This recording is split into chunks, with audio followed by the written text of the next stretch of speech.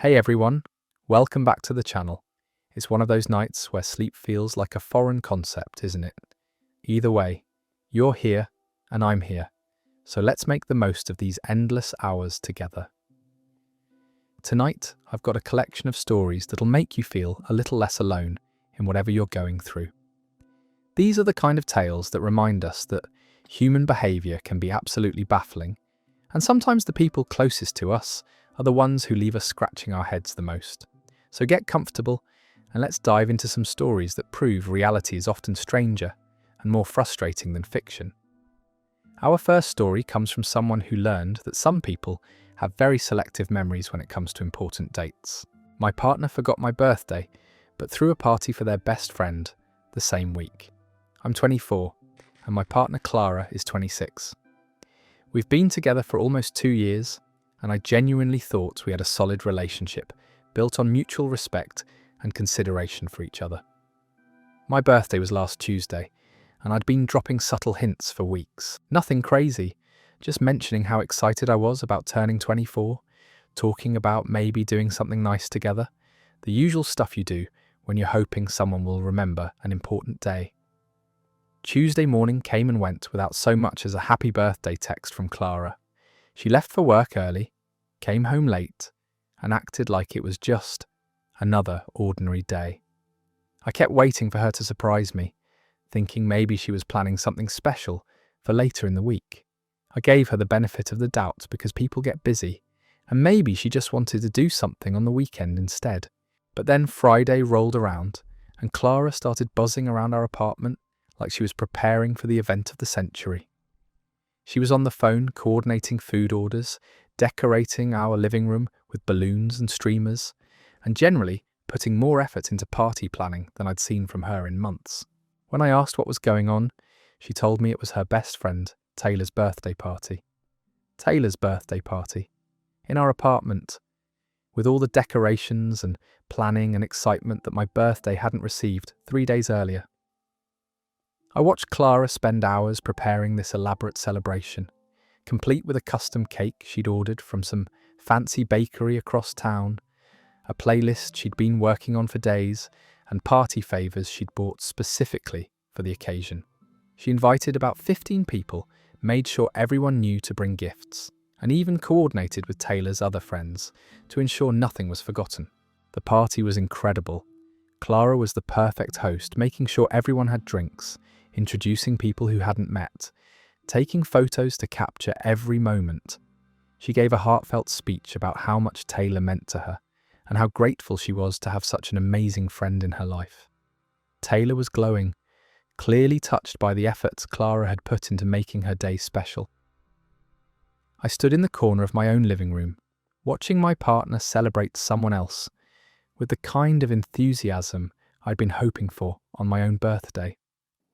When Taylor opened her gifts, Clara had gotten her this beautiful necklace that she'd clearly put thought into choosing.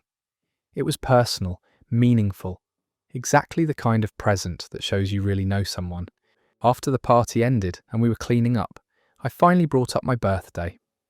I wasn't trying to start a fight, just wanted to understand how she could forget something so important to me while remembering every detail of Taylor's celebration. Clara looked genuinely confused for a moment, then her face changed as she realised what had happened. She apologised immediately, saying she'd been so stressed with work and planning Taylor's party that my birthday had completely slipped her mind. She promised to make it up to me, suggested we could do something special the following weekend. But the damage was already done. It wasn't about the party or the gifts or even the recognition. It was about feeling like I mattered enough to be remembered. The worst part was seeing how effortlessly she'd managed to plan and execute this perfect celebration for Taylor, while my birthday didn't even register as a blip on her radar. It made me question whether I was actually important to her or just convenient to have around. Clara did try to make it up to me the next weekend. She took me to dinner and gave me a gift card to a store I liked, but it felt obligatory rather than genuine. Like she was checking off a box rather than celebrating someone she cared about. We've talked about it since then, and she insists it was just an honest mistake, that she loves me and would never intentionally hurt me like that. But I can't shake the feeling that you don't forget the birthday of someone who really matters to you, especially not when you're simultaneously planning an elaborate celebration for someone else. It's been a few weeks now, and things between us feel different. I find myself wondering if this is a sign of how she really prioritizes our relationship. That story ends right there. The selective memory some people have is absolutely incredible. You can plan a Pinterest-worthy celebration for a friend while your partner's birthday becomes invisible. It's not about the party itself, it's about feeling like an afterthought in your own relationship. That kind of oversight says more about priorities than any apology ever could. Speaking of workplace dynamics that make you question humanity, this next story involves someone who learned that some people have zero shame when it comes to stealing credit. My coworker took credit for a joke I made in a meeting. I work at a mid-sized marketing agency, and we have these weekly team meetings where everyone shares updates and ideas for current projects. It's usually pretty casual, and our boss encourages us to keep things light and engaging since we're dealing with creative work. Last Thursday, we were discussing this campaign for a local restaurant chain, and the client had been particularly difficult about their messaging. They kept changing their minds about the tone, going back and forth between wanting something sophisticated and something more casual and fun. Our team had been struggling to nail down exactly what they wanted. During the meeting, I made what I thought was a pretty clever observation. I said, "Working with this client is like trying to help someone choose a wedding dress. When they can't decide if they want a beach wedding or a black tie affair, we keep showing them gorgeous options, but they're shopping for two completely different events." Everyone laughed, including our boss, who said it was a perfect analogy for the situation. It felt good to contribute something that resonated with the team and helped frame the challenge we were facing. The joke also helped lighten the mood, since everyone had been feeling frustrated with how indecisive the client had been. But then, not even 5 minutes later, my coworker Theo started building on the conversation. He said, like I was just thinking, working with this client is like trying to help someone choose a wedding dress when they can't decide if they want a beach wedding or a black tie affair. We keep showing them gorgeous options, but they're shopping for two completely different events. He repeated my joke word for word, as if it had just occurred to him. Our boss nodded approvingly and said, "That's exactly right, Theo. Great way to put it." Several other co-workers chimed in, agreeing with Theo's insight, and suddenly my observation had become his brilliant analogy. I sat there stunned, not sure if I should say something or just let it slide. Part of me wondered if maybe Theo genuinely thought he'd come up with it himself. Like maybe he'd heard what I said and somehow internalized it as his own thought. But the timing was so blatant, and he'd repeated it so exactly that it was clearly intentional. The meeting continued, and Theo basked in the positive feedback for his clever comparison. Our boss even mentioned it again at the end of the meeting, praising Theo for his creative thinking and ability to reframe complex client relationships in relatable terms. After the meeting ended, I considered pulling Theo aside to address what had happened, but I wasn't sure how to bring it up without sounding petty or accusatory. It was just a joke after all, not some groundbreaking idea or major contribution. But it still felt wrong to have my words attributed to someone else, especially when that person was sitting right there when I said them. Over the next few days, I noticed our boss seemed to view Theo differently. He started asking for Theo's input more often and referencing that great analogy in conversations with other team members. It was like that one moment of perceived insight had elevated Theo's status in our boss's eyes, and he was now seen as someone with particularly sharp creative instincts. The whole situation made me more aware of office dynamics I'd never really paid attention to before. I started noticing how often people would slightly rephrase someone else's idea and present it as their own contribution. It happened in almost every meeting, these small moments where credit got reassigned to whoever spoke most confidently or had the boss's ear. I never did confront Theo about it directly, but I made sure to be more assertive about claiming my ideas in subsequent meetings. When I had something to contribute, I'd make sure to frame it clearly as my own thought and follow up with additional details so it couldn't be easily repeated by someone else.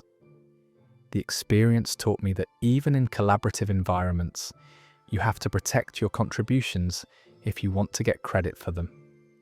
Some people will absolutely take advantage of your ideas if you don't make it clear they belong to you. That story is over.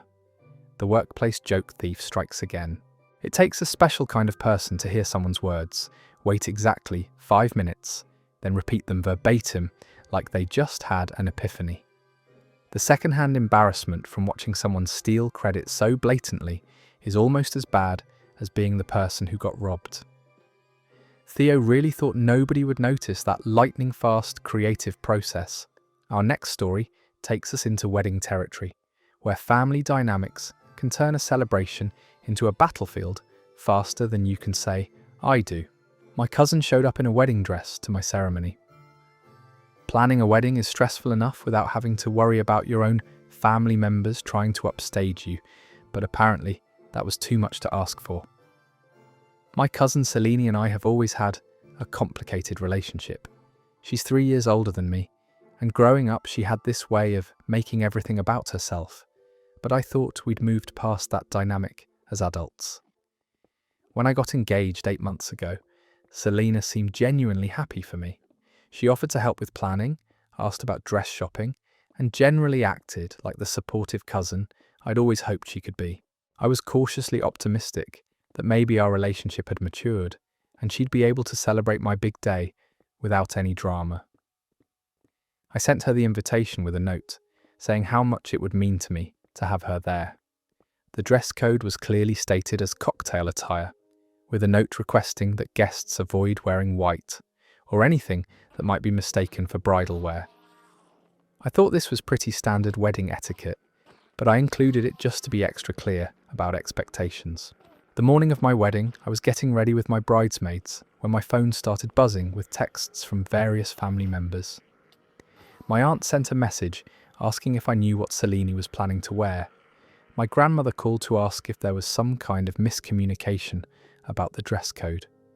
I had no idea what they were talking about, but I was too busy with hair and makeup to investigate. The ceremony was beautiful. Everything went exactly as planned until the moment guests started taking their seats.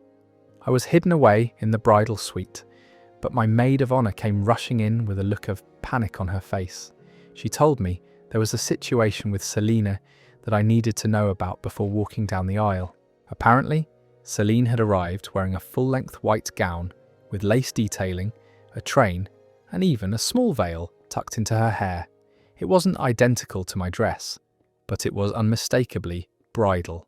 Guests were whispering and staring, unsure if there was some kind of mistake or if this was intentional. My first instinct was to have someone ask her to leave or change clothes, but there wasn't time without delaying the entire ceremony. My photographer had already started capturing pre-ceremony moments. The musicians were in position and guests were seated. I made the decision to proceed as planned and deal with Selena later. Walking down the aisle, I could feel the tension in the room. Instead of focusing on my soon-to-be husband waiting at the altar, I was acutely aware of every guest's eyes darting between me and Selene. Some people looked confused, others appeared mortified on my behalf. The whole atmosphere felt charged with awkwardness instead of joy. During the reception, multiple guests approached me to ask about Selena's outfit. Some thought it was a bold fashion choice. Others assumed there was some family tradition I hadn't explained. A few people asked if she was making some kind of statement about my marriage, or if there was drama I should know about. When I finally confronted Selena about her choice, she acted completely innocent. She claimed it was just a white dress, and that she hadn't realised it would be inappropriate. She said she'd bought it specifically for my wedding because she wanted to look elegant and celebrate such an important family occasion. But this wasn't just any white dress. It had clearly been designed as wedding attire, complete with all the traditional elements that signify bridal wear. There was no way someone could accidentally assemble that outfit without knowing exactly what message it would send. The worst part was how she maintained her innocence throughout the entire conversation. She acted hurt that I would accuse her of trying to upstage me, claimed she would never intentionally do anything to detract from my special day, and suggested that maybe I was being overly sensitive about something that was really no big deal. Looking back at my wedding photos, there's this underlying tension visible in so many shots. You can see guests' confused expressions, the way people are positioned to avoid being photographed with Selene, the general atmosphere of discomfort that permeated what should have been a joyful celebration. My husband was incredibly supportive throughout the whole situation, but I could tell he was frustrated on my behalf. His family kept asking him privately what was going on with my cousin, putting him in the awkward position of having to explain behaviour he didn't understand either. Celine never apologised or acknowledged that her outfit choice was inappropriate. She continues to act like the whole thing was blown out of proportion and that everyone overreacted to what she insists was just an innocent fashion decision. The experience taught me that some people will always find ways to centre themselves, even during moments that are supposed to belong to someone else. It's been 6 months since the wedding, and I still feel frustrated when I think about how her actions affected what should have been the happiest day of my life. That story ends there. The just a white dress defense while wearing what amounts to a full bridal ensemble is peak gaslighting behaviour. Showing up to someone's wedding in white lace with a train and veil isn't a fashion accident, it's a calculated choice to steal attention. Some people really can't stand letting others have their moment in the spotlight. Our next story comes from someone who learned that some friends don't understand the concept of personal space or prior planning. My friend invited their new partner on our road trip without asking. I've been planning this road trip with my college friend Elias for literally 6 months. We mapped out the entire route from Portland to San Francisco, booked hotels along the way, and even created a shared playlist for the drive. This was supposed to be our chance to catch up properly, since we haven't spent quality time together since graduation 2 years ago. Elias has been dating someone new for about 3 weeks. Her name is Carmen, and from what I could tell through social media and the few times he'd mentioned her, things seemed pretty casual between them. I was happy he was seeing someone, but I didn't think much beyond that since our trip had been planned long before she was in the picture. 2 days before we were supposed to leave, Elias texted me, asking if I minded if Carmen joined us. Not asking if she could come along, but asking if I minded, as if it was already decided and he was just checking to make sure I wouldn't be weird about it. I was caught completely off guard because we'd never discussed bringing anyone else. And honestly, the whole point was for us to have uninterrupted time to reconnect. I tried to explain that I'd been looking forward to just the two of us hanging out, but Elias said Carmen was really excited about the trip, and he'd already mentioned it to her. He made it sound like I'd be ruining her expectations if I said no, even though I'd never agreed to include her in the first place. The morning we left, Carmen showed up with enough luggage for a month-long European vacation. Our carefully planned packing situation suddenly became a game of Tetris, trying to fit 3 people's belongings into a car designed for 2 travellers and their reasonable amount of stuff.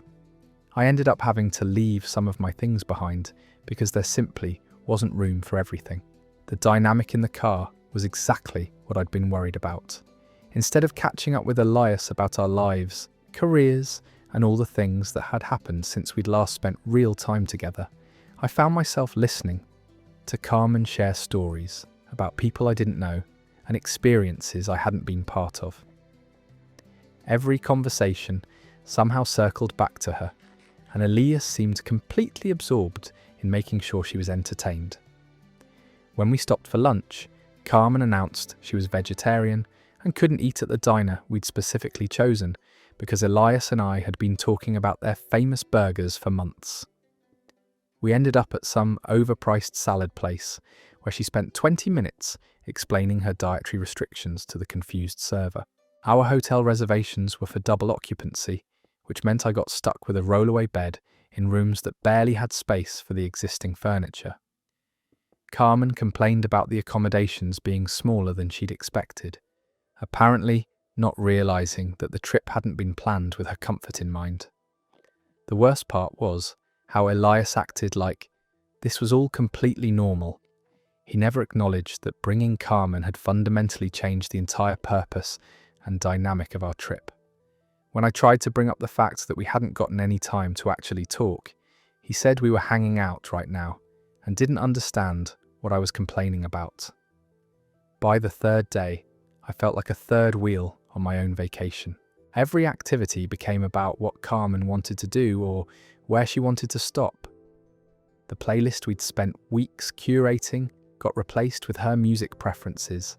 Even our inside jokes and shared memories felt awkward to reference because she wasn't part of them and would ask for explanations that killed the natural flow of conversation. Carmen seemed completely oblivious to the fact that she was intruding on something that hadn't been intended for her. She posted photos of the trip on Instagram with captions about spontaneous adventures with new friends, as if the whole thing had been a casual group outing rather than a carefully planned reunion between old friends.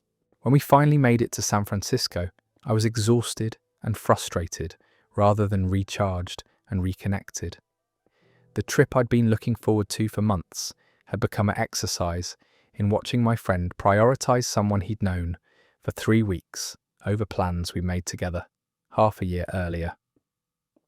On the drive home, I tried one more time to talk to Elias about how the trip had played out differently than we'd originally discussed. He said he thought I'd had fun and didn't understand why I was being negative about including Carmen. He made it sound like I was being selfish for wanting to spend time with just him, as if expecting our planned trip to go according to plan was unreasonable. That story ends right there. Nothing says I value our friendship, quite like turning your planned one-on-one trip into an impromptu double date with someone you've known for 3 weeks. The complete lack of awareness about changing fundamental plans without discussion is staggering. Some people really think friendship means you should be grateful to be included in whatever they decide to do. Moving on to workplace dynamics that'll make you question everything about professional courtesy. My manager announced my promotion but gave it to someone else. I've been working at this marketing firm for 2.5 years, consistently exceeding my targets and taking on additional responsibilities whenever asked. 6 months ago, a senior position opened up in my department, and I applied immediately. It felt like the natural next step in my career, and my supervisor had been encouraging me to pursue advancement opportunities. The interview process was extensive, but went really well. I prepared thoroughly, presented case studies of successful campaigns I'd managed, and felt confident about my qualifications for the role. My manager, Jonah, seemed impressed during our discussion and mentioned that I'd shown real leadership potential over the past few years. 3 weeks after my final interview, Jonah called an all-hands team meeting. He started by talking about the importance of recognizing talent within the organization and how excited he was to announce some internal promotions. My heart started racing because I figured this was it, the moment I'd been working toward for months. Jonah talked about how one particular team member had demonstrated exceptional dedication, innovative thinking, and the kind of strategic mindset that made them perfect for advancing to a senior role. He was building up this big announcement, and I could feel my co-workers glancing at me with knowing smiles, clearly expecting my name to come next. Then he said, "I'm thrilled to announce that Brandon will be joining our senior team, effective immediately." Brandon, who had been hired 6 months after me, had barely finished his probationary period and had been working on significantly smaller accounts than the ones I'd been managing. I felt like the floor had dropped out from under me. The entire room went silent, and I could see the confused looks on my co-workers' faces. Several people turned to look at me, clearly as shocked as I was by this unexpected turn. Brandon himself looked surprised, like he hadn't been expecting this announcement either. After the meeting, I asked to speak with Jonah privately. I tried to keep my tone professional while asking for feedback about why I hadn't been selected for the position. He gave me vague responses about Brandon bringing fresh perspective and having different strengths that made him the right fit for the role. When I pressed for more specific feedback about what I could improve for future opportunities, Jonah became uncomfortable and said he'd schedule a follow-up meeting to discuss my professional development. That meeting never happened, despite me following up twice about scheduling it. The most frustrating part was how Jonah acted like nothing had changed between us after that day. He continued assigning me complex projects and relying on my experience with difficult clients. But now, Brandon was technically my superior, despite having less experience and knowledge about our existing accounts. Brandon, to his credit, seemed aware that the situation was awkward. He didn't try to micromanage me or act like he knew more than he did, but the dynamic was still weird. I found myself training someone who was supposedly above me in the company hierarchy, explaining processes and client relationships that I'd been managing long before he arrived. My co-workers were supportive, but didn't know what to say about the situation. A few mentioned privately that they'd been expecting me to get the promotion and were surprised by Jonah's choice. One colleague told me she'd overheard Jonah talking to HR about wanting to bring in new energy to the senior team, which felt like code for passing over people who'd been there longer. I started questioning whether there were factors beyond my performance that had influenced the decision. Was it about age, personality fit, or some other consideration that hadn't been part of the official criteria? The lack of clear feedback made it impossible to know what I could have done differently or what to focus on improving. 3 months later, I'm still in the same role, still handling the same responsibilities, but now watching Brandon learn on the job in a position I'd been ready to step into immediately. Jonah continues to rely on my institutional knowledge and client relationships while officially recognizing someone else as the senior team member. The whole experience has made me reconsider my future with this company. If merit and experience aren't the primary factors in advancement decisions, then I'm not sure what path forward exists for me here. I've started quietly exploring opportunities elsewhere, which feels disappointing after investing so much time and effort in building my career at this firm.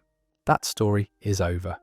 Getting hyped up in front of the entire team only to hear someone else's name called is workplace humiliation at its finest. The second-hand embarrassment from everyone expecting one outcome and getting blindsided by another must have been excruciating. Nothing quite says we value your contributions like promoting the person with half your experience while keeping you around to train them. Our next story involves someone who discovered that their partner has a very interesting definition of what constitutes appropriate communication with an ex. My partner still texts their ex, "Good morning," every day. I've been with Rosa for 8 months now, and our relationship has been pretty solid overall. We communicate well, have similar interests, and I genuinely enjoy spending time with her. But there's one thing that's been bothering me more and more as time goes on. Rosa texts her ex-boyfriend, "Good morning," every single day. Not occasionally, not when something reminds her of him, but literally every morning, like clockwork. I first noticed it about 3 months into our relationship when I was staying over and saw her phone light up with a response to what she'd apparently sent earlier. When I asked about it casually, Rosa explained that she and her ex had dated for 2 years and remained friends after their breakup 6 months before we met. She said they'd developed this routine of checking in with each other daily, and she saw it as just being polite and maintaining their friendship. At first, I tried to be understanding about it. I don't have issues with people staying friends with their exes in general, and Rosa seemed transparent about their communication. She never hid her phone or acted secretive when messages came through, which I appreciated. But as weeks turned into months, the daily good morning texts started feeling like more than just casual friendship maintenance. There's something intimate about that first thing in the morning communication that feels like it should be reserved for current relationships, not past ones. I started paying attention to the pattern, and it's remarkably consistent. Rosa wakes up, reaches for her phone, and sends that good morning text before we even have a conversation about our plans for the day. Sometimes I feel like her ex gets more intentional daily attention than I do as her actual boyfriend. When I brought up my concerns about the frequency and timing of these messages, Rosa got defensive. She said I was being insecure and controlling, that their friendship was completely platonic, and that she shouldn't have to end a meaningful relationship just because I was uncomfortable with it. She insisted that the good morning texts were just part of their established routine and didn't mean anything romantic or inappropriate. Rosa compared it to saying good morning to a coworker or family member, just a polite way to acknowledge someone and start the day positively. But the comparison didn't sit right with me because she doesn't text her coworkers or family members good morning every single day. This level of consistent daily communication seems reserved specifically for her ex, which makes it feel different from other friendships she maintains. I tried to imagine how I'd feel if the situation were reversed, if I were texting an ex-girlfriend good morning every day while dating Rosa.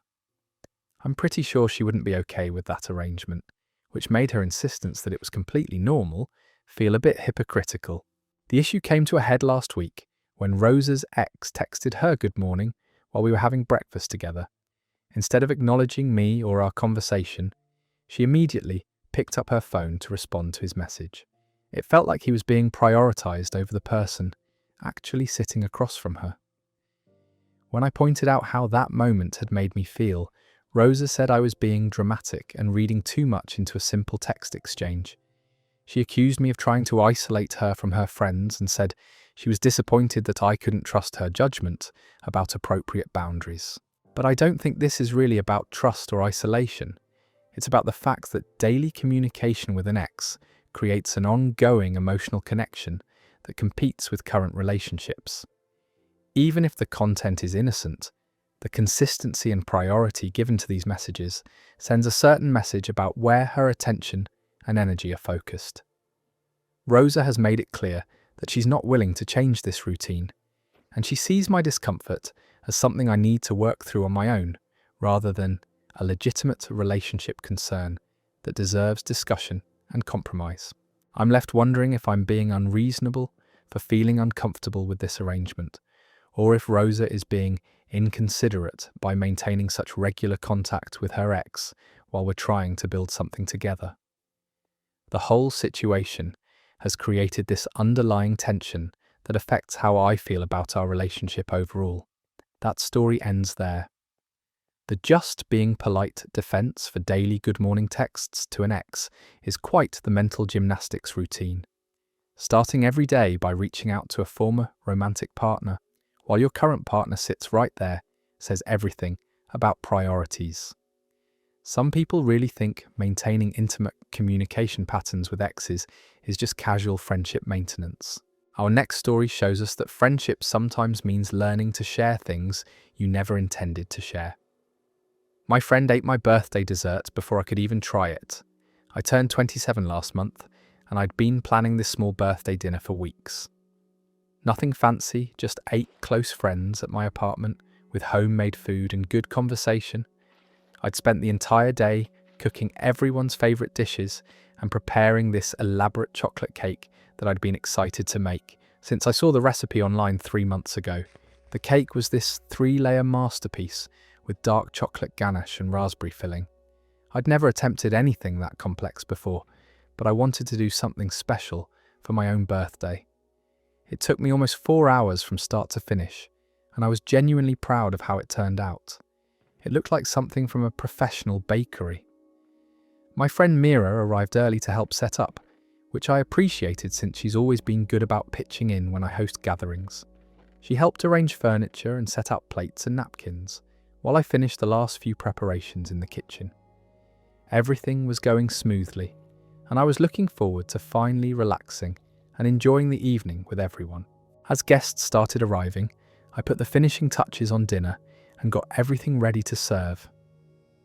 The cake was sitting on the counter, and I'd placed a few candles around it to make the presentation special. Several people complimented how amazing it looked and said they couldn't wait to try it after dinner. We had a great meal with lots of laughter and catching up. Everyone seemed to be having a good time, and the food turned out better than I'd expected. As we were clearing the dinner dishes, people started asking about dessert and singing happy birthday. I was excited to finally cut into the cake I'd worked so hard on. When I walked into the kitchen to get the cake, I found Mira standing at the counter with a fork in her hand and a guilty expression on her face. She'd cut herself a large corner piece and was actively eating it, chocolate ganache smeared around her mouth. The beautiful presentation I'd spent so much time on was ruined, with a jagged chunk missing from one side. I stood there staring at her, not sure what to say. All my friends were waiting in the dining room for the birthday cake, and here was Mira demolishing it before the actual celebration had even started.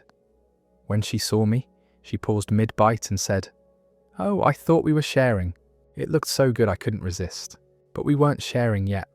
The whole point was to cut it together as part of the birthday celebration. I'd been looking forward to that moment all day, and she'd just taken it upon herself to start eating without waiting for anyone else or asking if it was okay.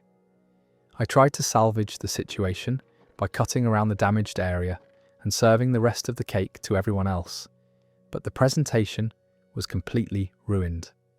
Instead of this beautiful centerpiece for my birthday celebration, we had this lopsided, partially eaten dessert that looked like it had been attacked by a wild animal. When I mentioned to Mira later that I'd been hoping to cut the cake together as part of the birthday celebration, she seemed surprised that I was upset. She said she thought I'd be happy that she was enjoying something I'd made, and that she didn't realize there was a specific protocol for when dessert could be eaten. But it wasn't about protocol, it was about basic consideration and reading the room. When someone spends hours making an elaborate birthday cake and has it displayed as the centerpiece of their celebration, maybe don't start eating it before the birthday person has even had a chance to see everyone's reaction, or take photos, or do any of the traditional birthday cake activities. The worst part was that Mira took such a large piece that there wasn't enough left for everyone to have a proper serving. A couple of guests ended up with tiny slivers because she'd helped herself to what should have been portions for 2 or 3 people. When I brought this up, Mira said she hadn't realised how much she'd taken and offered to go buy ice cream from the store to make up for the shortage. But that missed the point entirely. The issue wasn't that we didn't have enough dessert, it was that she'd thoughtlessly damaged something I'd put significant effort into creating for a special occasion. The whole incident cast a weird shadow over the rest of the evening. Every time someone complimented the cake, I felt this pang of frustration, remembering how it was supposed to look before Mira got to it. What should have been a proud moment of sharing something I'd created became a reminder of how inconsiderate people can be. That story ends right there. Imagine working 4 hours on a birthday masterpiece only to find your friend treating your kitchen like a free buffet before the celebration even started. The "I thought we were sharing" defense while actively destroying someone's birthday cake is peak obliviousness. Some people really think consideration is optional when there's chocolate involved. Moving to family dynamics that prove blood doesn't always make people more reasonable. My sibling hid my shoes before a job interview. I had the most important job interview of my career scheduled for 9 a.m. on a Tuesday morning. This was for a position I'd been working toward for months, with a company I genuinely wanted to work for. I'd prepared extensively, researched the organisation, practiced my responses to common questions, and even bought a new outfit specifically for the occasion. My sister Leah has always had what she calls a playful sense of humour, but her idea of playful often involves other people being inconvenienced or embarrassed. Growing up, she'd hide my homework or move my alarm clock to make me late for school, always claiming it was just innocent fun when I got in trouble. The night before my interview, I laid out everything I planned to wear, including my best dress shoes that I'd polished until they looked brand new. I wanted every detail to be perfect because I knew first impressions mattered, especially in the competitive field I was trying to break into. That morning, I woke up early to give myself plenty of time to get ready without feeling rushed. I showered, got dressed, ate a light breakfast, and went through my mental checklist of everything I needed to remember during the interview. I felt prepared and confident, which was exactly the mindset I wanted to have, going into such an important meeting. With 20 minutes before I needed to leave for my interview, I went to put on my dress shoes, and they were nowhere to be found. I checked under my bed, in my closet, by the front door, everywhere I could think of where I might have left them. They had completely vanished. I started to panic because these were the only professional shoes I owned that went with my interview outfit. My sneakers would look completely inappropriate, and my casual flats would send the wrong message about how seriously I was taking this opportunity. With 15 minutes left before I needed to leave, I was frantically searching through every room in the house. I asked Leah if she'd seen my shoes anywhere, and she said she hadn't noticed them.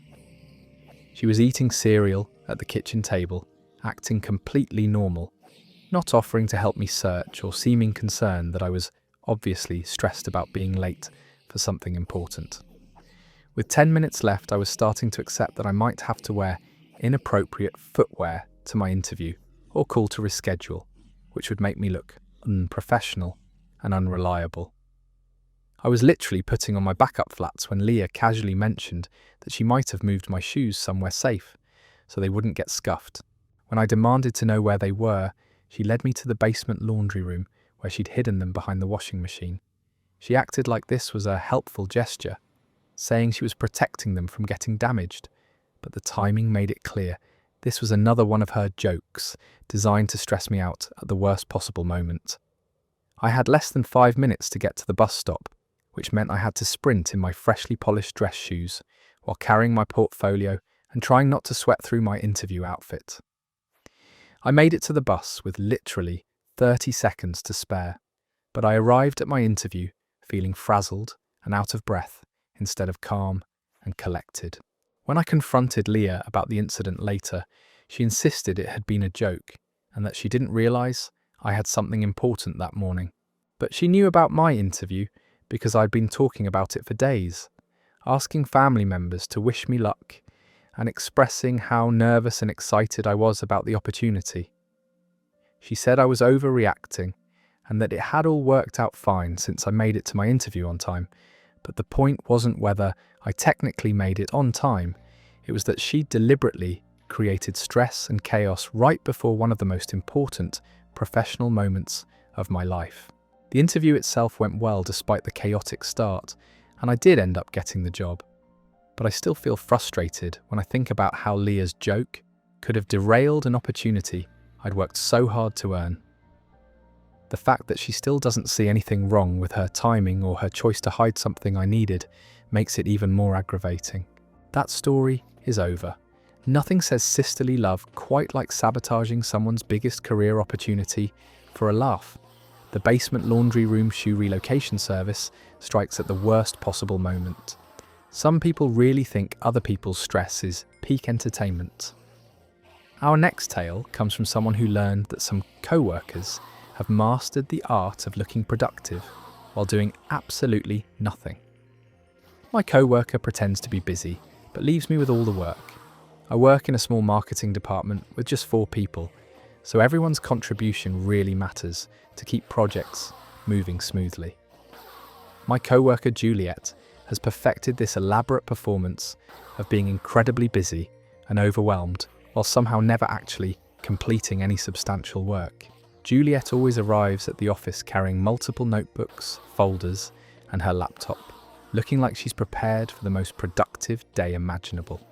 She'll spread all these materials across her desk in this very organised, purposeful way that gives the impression she's about to tackle some major project.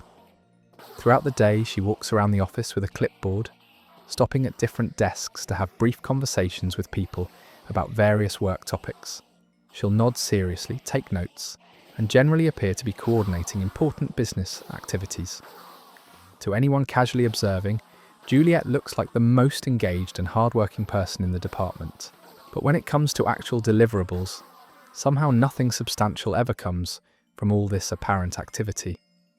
Projects that should be collaborative efforts end up falling entirely on my shoulders because Juliet is always too busy with other urgent matters to contribute her expected portion.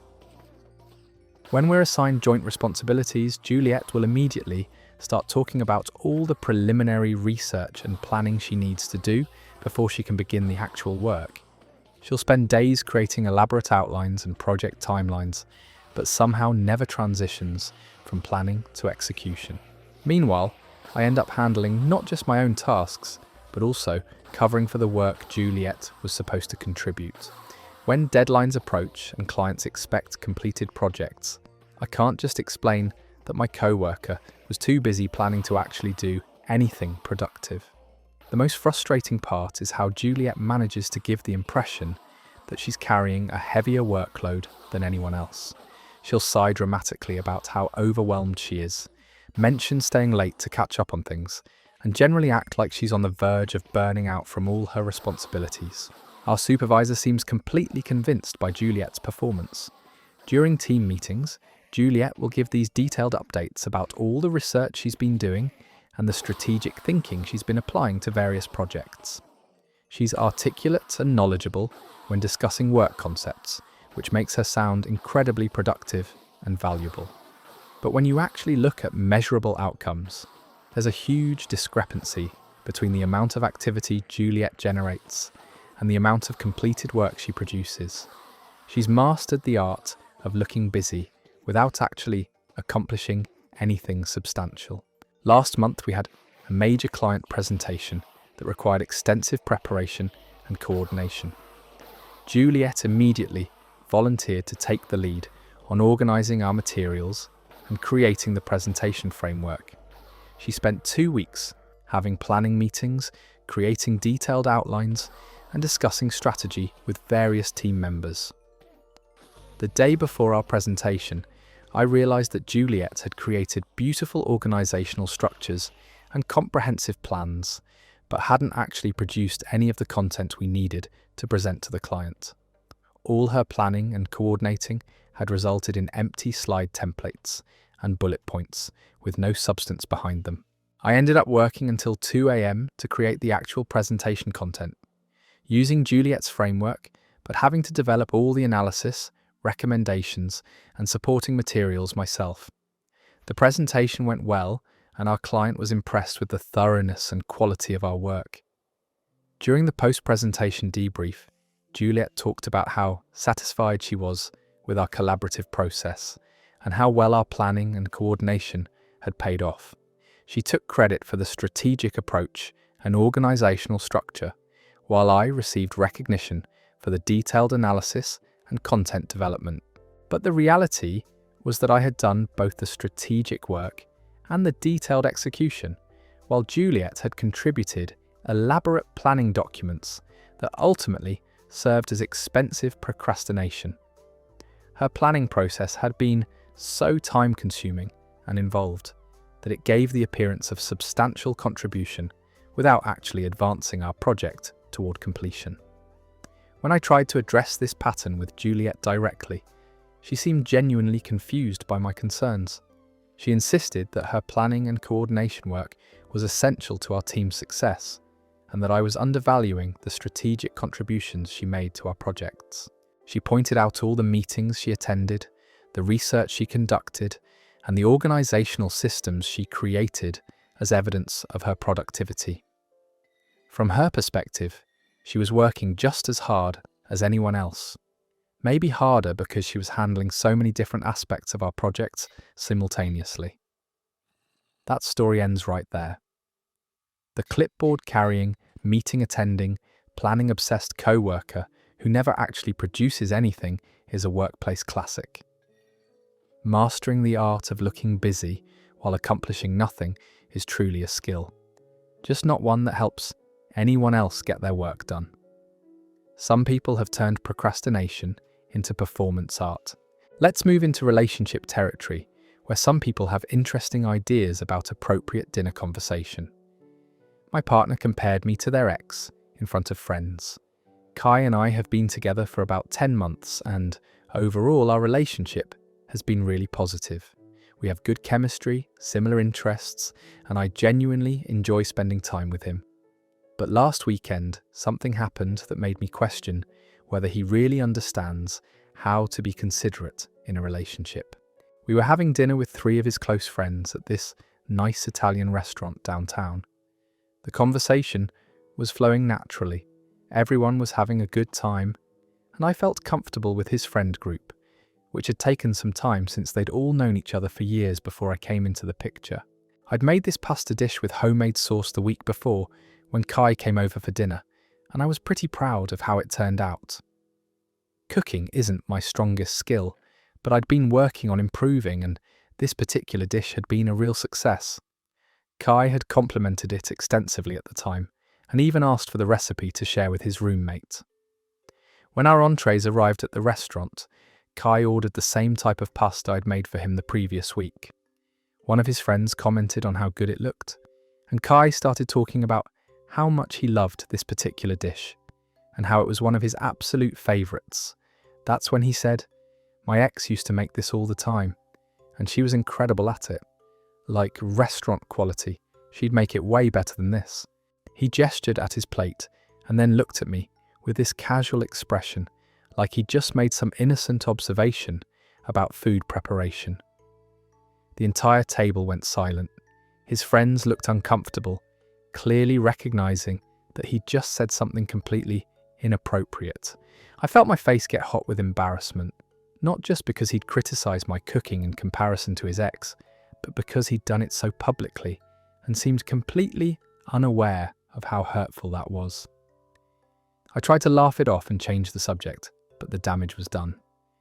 For the rest of dinner, I felt self-conscious and hurt, replaying his comment and wondering how he could be so thoughtless about something I'd put effort into and been proud of. His friends seemed to sense the awkward atmosphere and made extra effort to include me in conversation and compliment other things, which was nice of them, but also made it clear that everyone except Kai had recognized how inappropriate his comment was. On the drive home, I brought up how his comparison had made me feel. Kai seemed genuinely surprised that I was upset and said he hadn't meant anything negative by it. He insisted he was just making conversation about food and didn't understand why I was taking it so personally. When I explained that comparing my cooking unfavorably to his ex's in front of his friends was hurtful and embarrassing, Kai said I was being too sensitive. He argued that he was just stating facts about his preferences and that I should appreciate his honesty rather than getting offended. But there's a difference between honest feedback and unnecessary comparisons that serve no purpose other than to make someone feel inadequate. If he had issues with my cooking, there were private, constructive ways to address that without bringing his ex into the conversation or embarrassing me in front of people I was trying to build relationships with. The worst part was his complete lack of awareness about why the comment was problematic. Even after I explained how it made me feel, Kai maintained that I was overreacting to what he considered a casual observation. He seemed to think that because his intention wasn't malicious, the impact of his words didn't matter.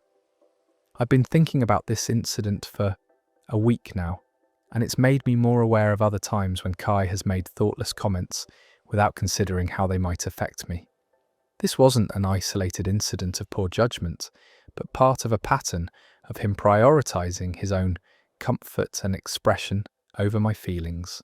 When I tried to discuss this broader pattern with Kai, he became defensive and accused me of analyzing everything he says and looking for reasons to be upset. He said relationships shouldn't require him to constantly monitor his words and that I needed to develop thicker skin if we were going to work long term. But I don't think expecting basic consideration and awareness from a partner is the same as requiring constant self-monitoring. There are certain things that are obviously hurtful to say, and comparing your current partner unfavorably to an ex in front of friends is definitely one of them. That story ends right there. Nothing quite kills dinner conversation like a casual comparison to the ex who apparently cooked like a Michelin star chef. The complete shock from his friends says everything about how inappropriate that moment was. Some people really think Just being honest is an excuse for being tactless. Speaking of family members who don't understand appropriate timing, this next story involves someone who decided a graduation party was the perfect venue for their own announcement. My aunt tried to take over my graduation party to announce her engagement. I graduated college last month with a degree I'd worked incredibly hard for over 4 years. My parents decided to throw me a celebration party at our house, inviting extended family and close friends to acknowledge this milestone that meant so much to our whole family. My Aunt Hugo has always been someone who needs to be the centre of attention at family gatherings. She's the type of person who interrupts other people's stories to share her own experiences, turns every conversation back to herself, and generally makes everything about her personal drama or achievements. The graduation party was supposed to be a relaxed afternoon celebration with good food, family time, and recognition of my academic accomplishment. My parents had put effort into making it special, with a photo display of my college years, my favourite foods, and decorations in my school colours. About an hour into the party, when people were mingling and enjoying themselves, Hugo stood up and tapped her glass to get everyone's attention. She announced that she had some exciting news to share with the family, while everyone was gathered together in one place. I assumed she was going to say something nice about my graduation, or maybe share a family memory related to my college experience. Instead, she launched into this elaborate announcement about how her boyfriend had proposed to her the week before, and she wanted to share her joy with all of us on such a special family occasion. She pulled out her engagement ring, which she'd apparently been hiding all afternoon, and started showing it around to everyone. People immediately shifted their attention from my graduation celebration to Hugo's engagement news, asking to see the ring and hear details about the proposal. Within minutes, my graduation party had essentially become Hugo's engagement announcement party. Conversations that had been focused on my college experience and future plans suddenly became entirely about wedding planning, venue ideas, and speculation about Hugo's timeline for getting married. My parents looked mortified but didn't know how to redirect attention back to the original purpose of the gathering without seeming rude or unsupportive of Hugo's happy news. They tried to bring up graduation-related topics, but everyone was too excited about the engagement to focus on anything else. The worst part was how Hugo framed her announcement as contributing to the family celebration rather than hijacking it. She kept saying things like, "What a perfect day for good news," and "This makes the celebration even more special," as if she was enhancing my party rather than completely redirecting it. When family members started discussing potential wedding dates and asking Hugo about her plans, she basked in all the attention and acted like this was exactly how she'd hoped the announcement would go. She seemed completely oblivious to the fact that she'd essentially stolen the spotlight from someone else's milestone celebration. I spent the rest of my own graduation party listening to wedding conversations and watching Hugo show off her ring to relatives who had come specifically to celebrate my college achievement. Every attempt to bring the focus back to graduation felt awkward and forced because Hugo had successfully shifted the entire energy of the gathering. After most of the guests had left, I mentioned to Hugo that I wished she'd given me a heads up about her announcement so we could have planned separate celebrations for both occasions. She seemed genuinely confused by this suggestion and said she thought sharing her good news would make my party even more memorable and special. She insisted that having 2 celebrations happening at once was better than having separate events, and that she'd chosen my graduation party specifically because she wanted to share her happiness with family members who were already gathered together. But that missed the point entirely. My graduation party was supposed to be about acknowledging my accomplishment and celebrating this important transition in my life. By making her engagement announcement the main event, Hugo had turned my celebration into her stage, leaving me feeling like a supporting character at my own party. When I tried to explain this to her, Hugo said I was being selfish and that family should be happy to share in each other's joy rather than requiring separate celebrations for every milestone. She made it sound like I was being petty for wanting my graduation party to actually focus on my graduation. The whole experience left me feeling disappointed and frustrated.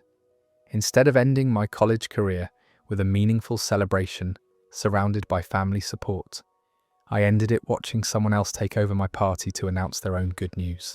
That story ends there. The graduation party engagement announcement takeover is family selfishness at its peak. Turning someone else's milestone celebration into your personal announcement stage takes serious commitment to making everything about yourself. Some people really think sharing joy means stealing someone else's spotlight. Our final story for tonight takes us into workplace territory, where some bosses have truly creative interpretations of labor laws. My boss refused to pay me overtime because I should be grateful to work there. I work at a small non-profit organization that helps connect community resources with families in need. It's meaningful work that I genuinely care about. But like most non-profit jobs, the pay isn't great and the workload can be overwhelming during busy periods. My supervisor Owen has this philosophy that working for a cause-driven organization should be its own reward, and that employees should feel privileged to contribute to such important community work. He regularly reminds staff that we're not here to get rich, but to make a difference in people's lives. Last month, we had a major grant deadline that required extensive documentation and reporting. The project had been underfunded from the start, which meant our small team was responsible for work that really should have required twice as many people to complete properly within the timeline we'd been given. For 3 weeks straight, I worked 12-hour days and came in on weekends to ensure we met all the requirements and submitted everything on time. This wasn't optional overtime, or me choosing to work extra hours for additional pay. This was mandatory work that had to be completed to maintain our organization's funding. By the end of those 3 weeks, I had accumulated over 40 hours of overtime, which according to federal labor law should have been compensated at time and a half my regular hourly rate. When I submitted my timesheet with the overtime hours documented, I expected it to be processed normally, like any other payroll period. Instead, Owen called me into his office to discuss what he called irregularities in my time reporting. He said he'd noticed I'd claimed a significant amount of overtime and wanted to understand why I felt entitled to additional compensation for work that was part of my regular job responsibilities. When I explained that the extra hours were necessary to meet the grant deadline and that overtime pay is legally required for hourly employees working more than 40 hours per week, Owen seemed annoyed by what he called my mercenary attitude toward our mission-driven work. He told me that when someone chooses to work for a non-profit, they're making a commitment to the cause that goes beyond typical employer-employee relationships. He said the organization had given me an opportunity to contribute to important community work, and that I should view any extra hours as an investment in my own professional development. Owen suggested that instead of focusing on overtime compensation, I should be grateful for the experience I'd gained managing such an important project under pressure. He said this kind of hands-on responsibility would be valuable for my career growth, and that many people would pay for the kind of learning opportunity I'd been given. When I pointed out that gratitude doesn't pay my rent, and that labor laws exist to protect workers, regardless of the type of organization they work for, Owen became defensive. He said he was disappointed by my failure to understand the spirit of non-profit work and my focus on monetary compensation over mission alignment. He then informed me that the organization's budget couldn't accommodate overtime payments, and that if I wasn't willing to occasionally work extra hours without additional compensation, maybe I wasn't the right fit for their team culture. I researched labor law requirements and discovered that non-profit organizations are subject to the same overtime regulations as any other employer. The fact that an organization has a charitable mission doesn't exempt them from paying employees fairly for their time and work. When I brought this information to Owen and requested that my overtime hours be properly compensated, he accused me of being adversarial and threatening legal action against an organization that was trying to help vulnerable community members. He made it sound like pursuing fair compensation was somehow betraying the families we served. Owen also suggested that my focus on legal requirements showed a fundamental misunderstanding of what it means to work in the non-profit sector. He said that people who are truly committed to social justice don't nickel and dime organisations that are struggling to make ends meet while serving the community. The conversation became increasingly uncomfortable, as Owen implied that requesting legal compliance with wage laws was somehow unethical or greedy. He painted my overtime claim as taking resources away from the families we help, as if paying employees fairly and serving clients were mutually exclusive goals.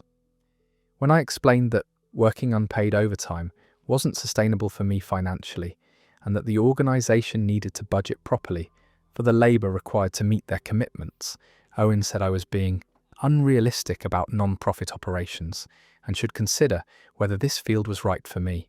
He offered what he called a compromise. Instead of overtime pay, he could provide me with a glowing letter of recommendation and serve as a reference for future job applications. He presented this as generous compensation that would be more valuable than money in the long term.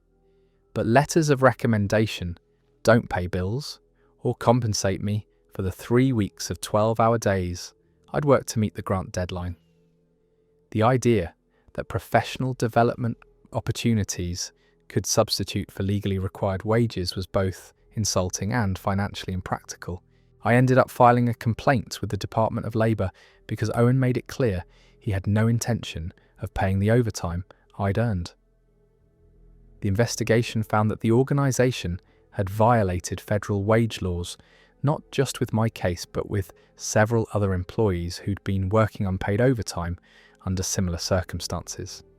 The organisation was required to pay all back wages and penalties, which created a significant financial burden they hadn't budgeted for. Owen blamed me for damaging the organisation's finances and creating difficulties for their ability to serve clients, even though the problem was caused by their illegal employment practices. Several co-workers thanked me privately for filing the complaint because they'd been working unpaid overtime for months, but were afraid to speak up. They'd been told similar things about being grateful for the opportunity and prioritising mission over money, creating an environment where wage theft was normalised as organisational culture. Owen's attitude never changed, even after the Department of Labour ruling. He continued to act like I'd betrayed the organisation's mission by insisting on legal compliance with employment laws. He made my work environment so uncomfortable that I eventually found a different job at an organisation that actually follows labour regulations. The whole experience taught me that some employers will exploit workers' passion for meaningful work by framing fair compensation as greed or disloyalty. Just because an organisation has a good mission doesn't mean they get to ignore basic employment laws or guilt employees into accepting wage theft. That story ends right there.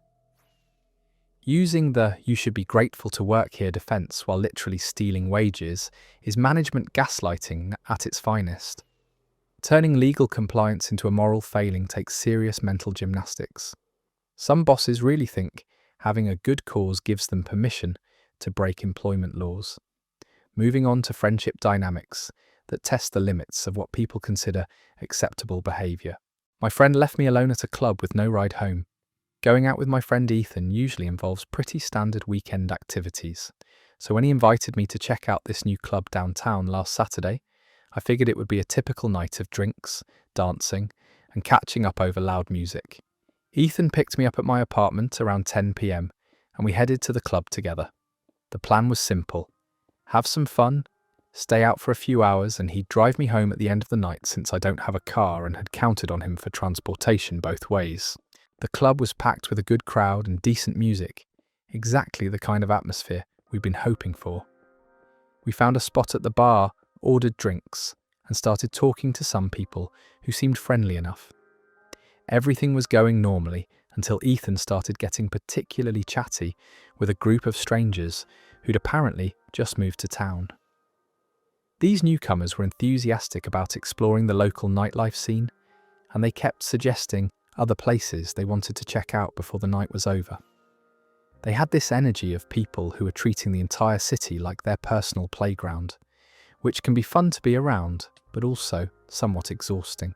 Around midnight, one of them suggested moving the party to some after-hours place across town that supposedly had better music and cheaper drinks. Ethan immediately got excited about the idea and started talking about how adventurous it would be to explore somewhere new with people who knew how to have a good time. When I mentioned that I was getting tired and maybe ready to head home soon, Ethan said the night was just getting started and that I should be more spontaneous. The strangers chimed in, saying I seemed cool and should definitely come along to continue the fun at this other location. But something about the whole situation felt off to me. These were people we'd known for less than 2 hours, suggesting we go to some place none of us had ever been, with no real plan for how the evening would unfold from there. It felt like the kind of impulsive decision that could easily go wrong in multiple ways. I told Ethan I preferred to stick with our original plan and asked if he was ready to leave.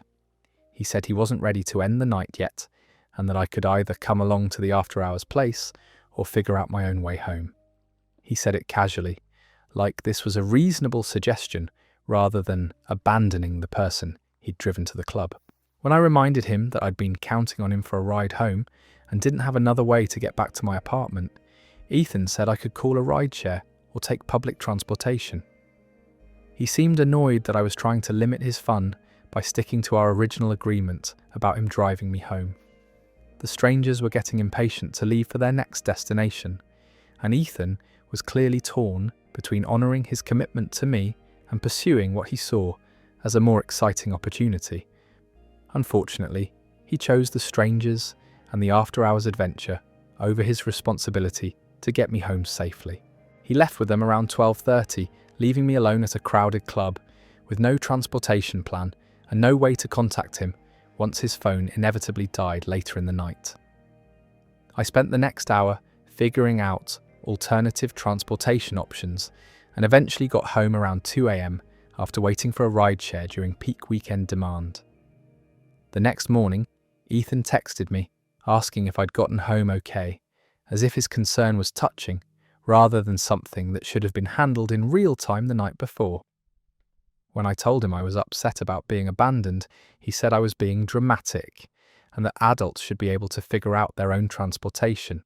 He insisted that he'd presented me with options and that I'd chosen to stay at the club rather than come along to the after-hours place.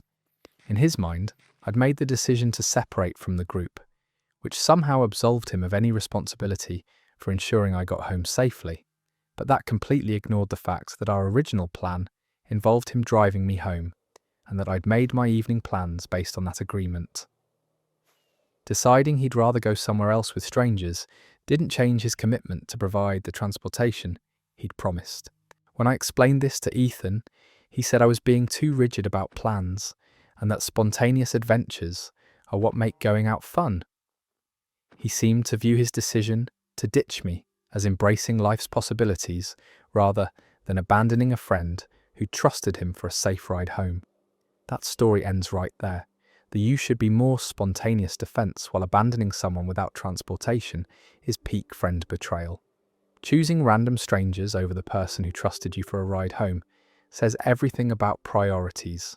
Some people really think adulting means ditching your commitments whenever something more exciting comes along. Let's dive into a story about modern technology and family boundaries that apparently don't exist.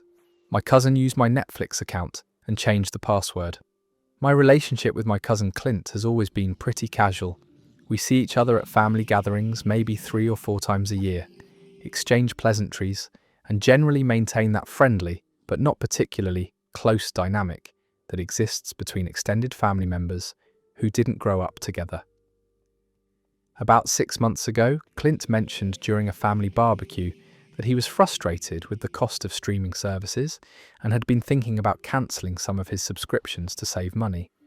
It was a conversation several of us were having since everyone seems to be feeling the pinch of inflation affecting everything from groceries to entertainment. I offhandedly mentioned that he could use my Netflix login if he wanted, since I rarely use all the simultaneous streams anyway, and figured it wouldn't hurt to share access with family. It seemed like a nice gesture that would help him save a few dollars without costing me anything extra. Clint seemed grateful for the offer and said he'd probably take me up on it occasionally when there was something specific he wanted to watch. I gave him my login information and didn't think much about it afterward, assuming he'd use it sparingly for the occasional movie or series. For the next few months, everything seemed normal.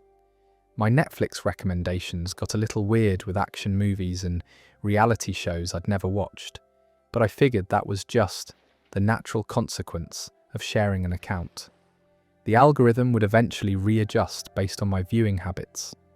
2 weeks ago, I tried to log into my Netflix account to catch up on a series I'd been watching and got an error message saying my password was incorrect. I assumed I'd mistyped it and tried again several times before realizing that something was actually wrong with my account access. When I tried to reset my password using the email recovery option, I discovered that the email address associated with my account had been changed to one I didn't recognize. Someone had essentially taken control of my Netflix account and locked me out of my own subscription. I called Netflix customer service and explained the situation, providing them with my payment information and account history to prove ownership. The representative was helpful and restored my access, but mentioned that the account had been accessed from multiple locations and devices over the past few months. Once I regained control of my account, I could see that it had been used extensively by people I didn't know. With viewing history showing dozens of shows and movies I'd never heard of being watched simultaneously across different profiles. Someone had essentially turned my personal Netflix subscription into a family plan for multiple households. I immediately suspected Clint, since he was the only person I'd shared my login information with, so I called him to ask what had happened. He confirmed that he'd been using the account but claimed he didn't know anything about the password being changed or other people gaining access. When I pressed him for more details, Clint admitted that he'd shared the login information with his girlfriend, his roommate, and a couple of friends who were also trying to save money on streaming services. He said he figured I wouldn't mind since I'd been generous enough to offer access in the first place, but there's a huge difference between letting one family member occasionally use your account and having that person distribute your login credentials to multiple strangers who then take over your subscription entirely. I'd offered to share access with Clint specifically, not to subsidize entertainment costs for his entire social circle. When I explained that his sharing had resulted in my account being compromised and me being locked out of my own Netflix subscription, Clint seemed surprised that I was upset. He said I was overreacting since the account was working fine for everyone who was using it, and that I could just create a new profile if I wanted to keep my viewing history separate. He also pointed out that when he comes over to visit family gatherings, he usually brings snacks or contributes to meals. So he felt like sharing my Netflix account was a fair exchange for his occasional food contributions. He seemed to genuinely believe that bringing chips to family barbecues entitled him to distribute my streaming service access to his friends. The logic was so flawed, it was almost impressive. Bringing snacks to family events that everyone enjoys is completely different from giving away someone else's paid subscription services to people they don't know. The two things aren't even remotely equivalent in terms of cost or personal impact. I changed my Netflix password again and made it clear to Clint that his access was revoked and that he needed to get his own subscription if he wanted to continue streaming. He seemed hurt by this decision and said he thought family was supposed to help each other out, especially when it didn't cost anything extra. That story ends right there. The I bring snacks sometimes justification for redistributing someone's paid streaming account to random friends is absolutely wild. Turning a simple favor into a community resource sharing program without permission takes serious entitlement. Some people really think casual generosity means unlimited access to everything you own. Our next story involves someone whose partner has a very unique approach to showing appreciation in relationships. My partner walks ahead of me in public like I don't exist. I've been dating Ivy for about 7 months now, and while most aspects of our relationship work well, there's this one behaviour that's been driving me increasingly crazy. Every time we go anywhere together, she walks at least 10 feet ahead of me, like we're complete strangers who happen to be heading in the same direction. At first I thought maybe she was just naturally a fast walker or excited about wherever we were going. But as weeks turned into months, I realised this was a consistent pattern that happened, regardless of the situation or location. Whether we're walking to a restaurant, through a shopping mall, or just strolling through the neighbourhood, Ivy maintains this distance between us that makes it clear we're not together. The most awkward part is how it looks to other people. Couples walking together is such a basic social norm that when someone consistently walks far ahead of their partner, it sends a message about the relationship dynamic. I've noticed other people giving us confused looks, probably wondering if we're having an argument or if there's some kind of tension between us. When I've tried to catch up and walk beside her, Ivy will speed up or find reasons to move ahead again. She'll say she needs to check something in a store window, or that she wants to see what's around the corner, always creating this physical separation that feels intentional rather than accidental. I finally brought up how this behaviour makes me feel, explaining that walking together is a simple way for couples to show they're connected and enjoying each other's company. Ivy's response was that I walk too slowly and that she doesn't want to be held back by my pace when we're trying to get somewhere. But this happens even when we're not in any hurry or trying to reach a specific destination. During casual walks where the whole point is to spend time together, she still maintains this distance that makes me feel like I'm following her around rather than walking with her as an equal partner. When I suggested we could find a comfortable pace that works for both of us, Ivy said I was being controlling and trying to dictate how she moves through public spaces. She made it sound like walking together was some kind of restrictive demand rather than a normal relationship behaviour. The issue came to a head last weekend when we went to a street festival together. Instead of exploring the booths and activities as a couple, I spent the entire afternoon trying to locate Ivy in the crowd because she disappeared ahead of me without saying where she was going. Several times vendors assumed I was alone and offered me information about finding someone to join me. When I finally found her at the end of the festival, Ivy seemed annoyed that I'd been looking for her and said I should have just enjoyed the event at my own pace instead of worrying about where she was.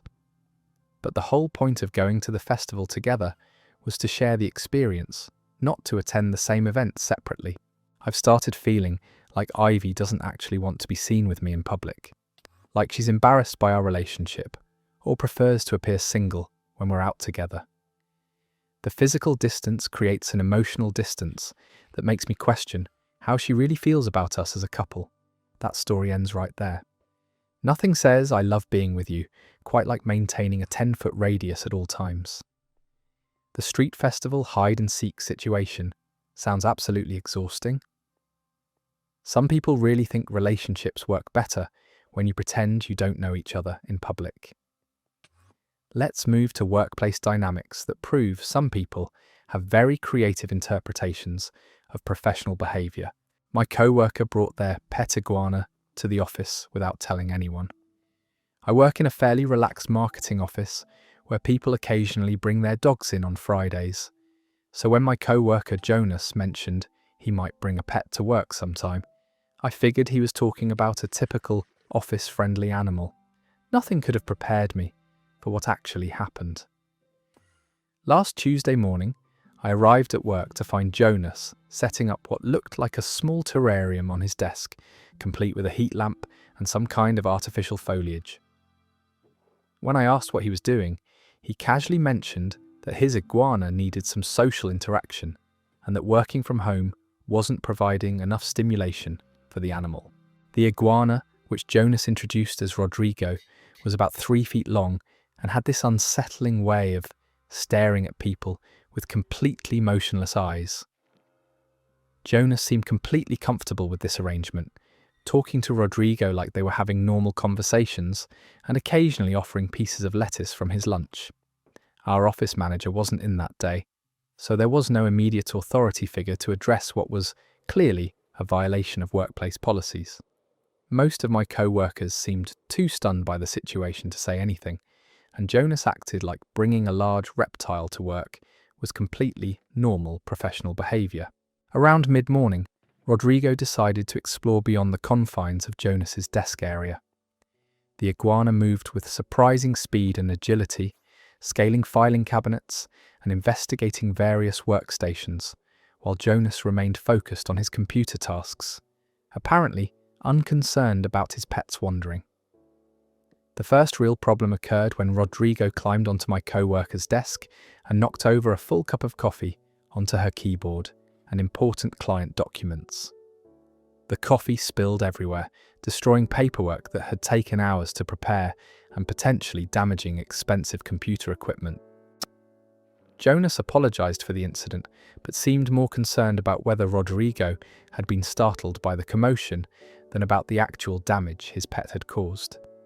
He offered to help clean up the mess, but spent most of the time trying to coax Rodrigo down from the top of a bookshelf where he'd taken refuge. The situation escalated when Rodrigo decided to investigate the break room during lunch hour. Several people were eating at the small tables when this large reptile suddenly appeared, causing one person to scream and another to drop their sandwich on the floor. The break room quickly emptied as people were unsure how to react to sharing their lunch space with an iguana. Jonas seemed baffled by everyone's reactions, insisting that Rodrigo was completely harmless and that people were overreacting to what he considered a friendly office visit. He pointed out that dogs come to work sometimes, and that iguanas are actually cleaner and quieter than most traditional pets. But there's a significant difference between a well-trained office dog and a 3-foot reptile that climbs on desks, knocks over drinks, and appears unexpectedly in communal spaces.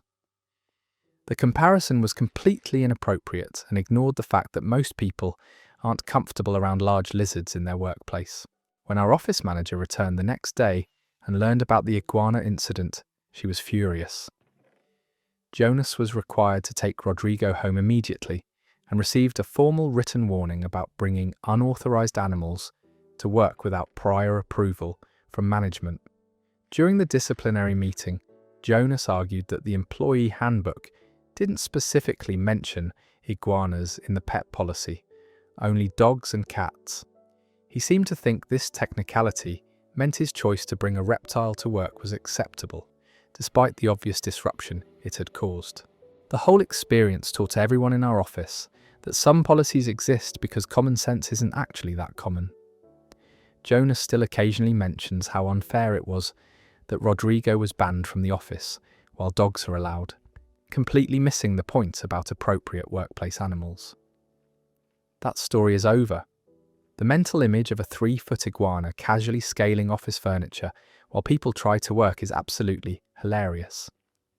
Comparing an iguana to office dogs while your pet is literally destroying keyboards shows impressive commitment to missing the point. Some people really think the handbook doesn't specifically say no iguanas is a valid legal defense. Moving into family territory where some relatives have interesting ideas about personal property. My sister gave away my childhood toys without asking.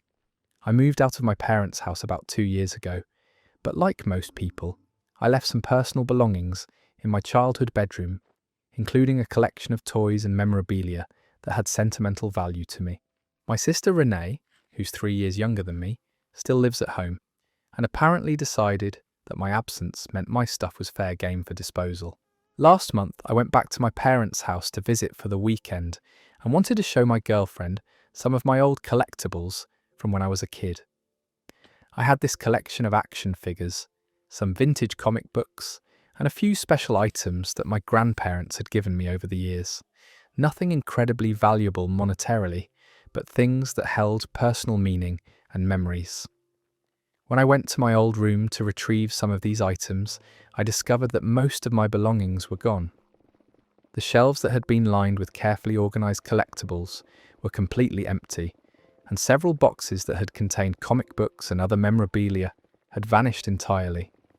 I asked my parents what had happened to my stuff, and they seemed confused about what I was referring to. After some discussion, my mum mentioned that Renee had done some cleaning and organizing a few weeks earlier, but she wasn't sure about the specific details of what had been moved or removed. When I confronted Renee about my missing belongings, she initially tried to act like she didn't know what I was talking about. But when I pressed for more information, she eventually admitted that she'd donated several boxes of what she called old junk to a local charity organisation. She said she'd been cleaning house and figured that since I hadn't taken those items with me when I moved out, they were probably things I didn't want anymore. Renee seemed genuinely surprised that I was upset about her decision to dispose of my personal property without asking.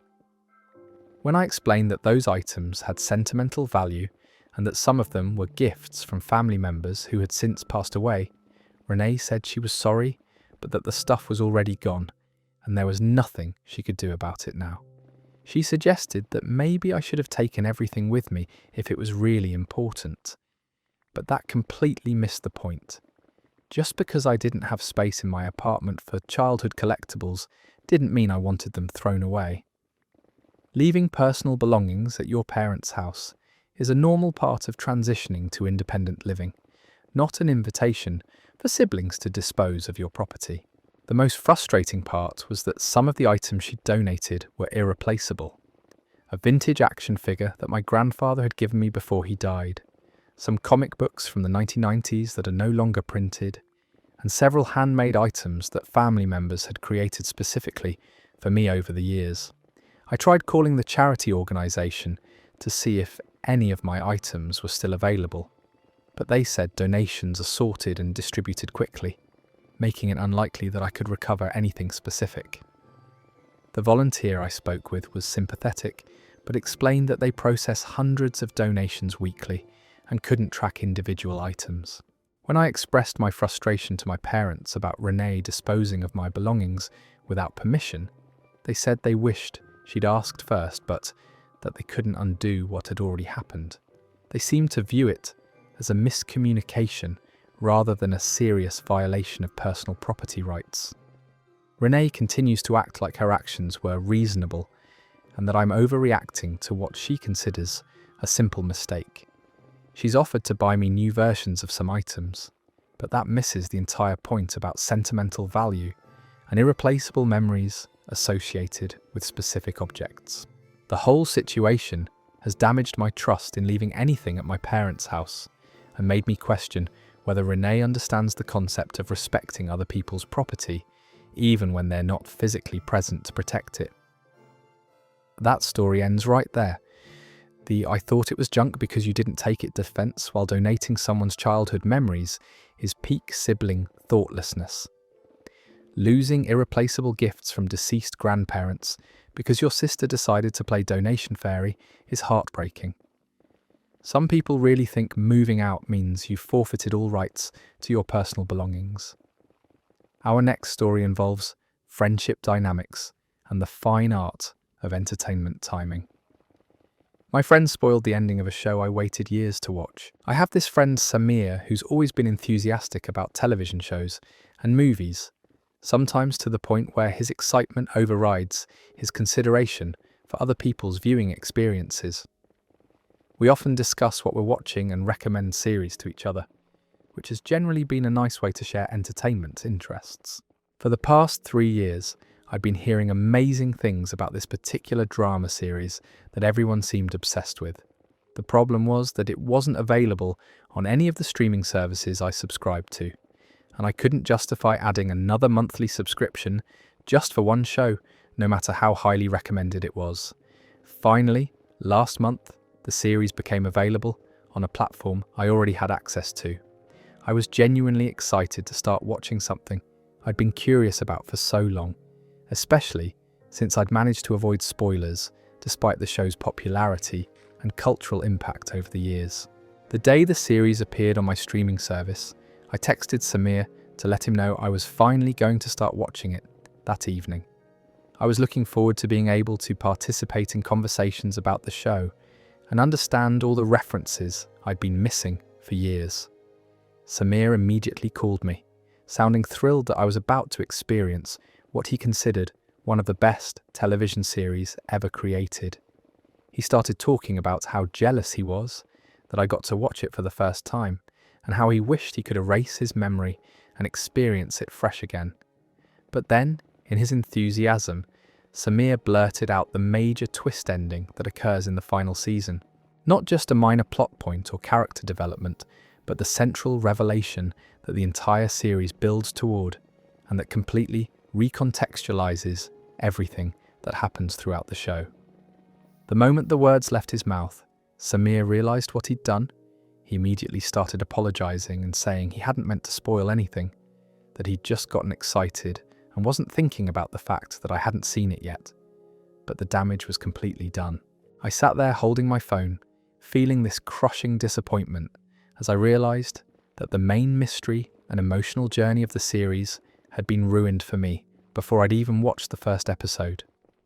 The thing I'd been most looking forward to about finally watching this show was discovering how the story unfolded and being surprised by its developments. Samir kept apologizing and suggesting that maybe I could still enjoy the show, even knowing the ending, that there were other elements worth appreciating beyond just the main plot twist. He said maybe knowing the ending would help me notice foreshadowing and subtle details that first-time viewers might miss. But that wasn't the experience I wanted to have with this particular series. Part of what made it special, according to everyone who'd recommended it, was the way it gradually revealed information and built toward its surprising conclusion. Watching it while already knowing the ending would be a completely different and diminished experience. When I explained how disappointed I was, Samir became defensive and said it was an accident, that he hadn't intentionally spoiled anything for me.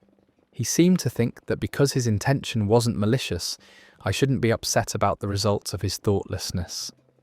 He also pointed out that the series had been over for 2 years, and that most people had already seen it, implying that I shouldn't expect others to carefully avoid spoilers for something that was no longer current. But the age of the show didn't change the fact that it was new to me, and that I'd been specifically looking forward to experiencing it fresh. I tried watching the first few episodes anyway, thinking maybe I could still enjoy the performances and production values, even knowing how everything would end.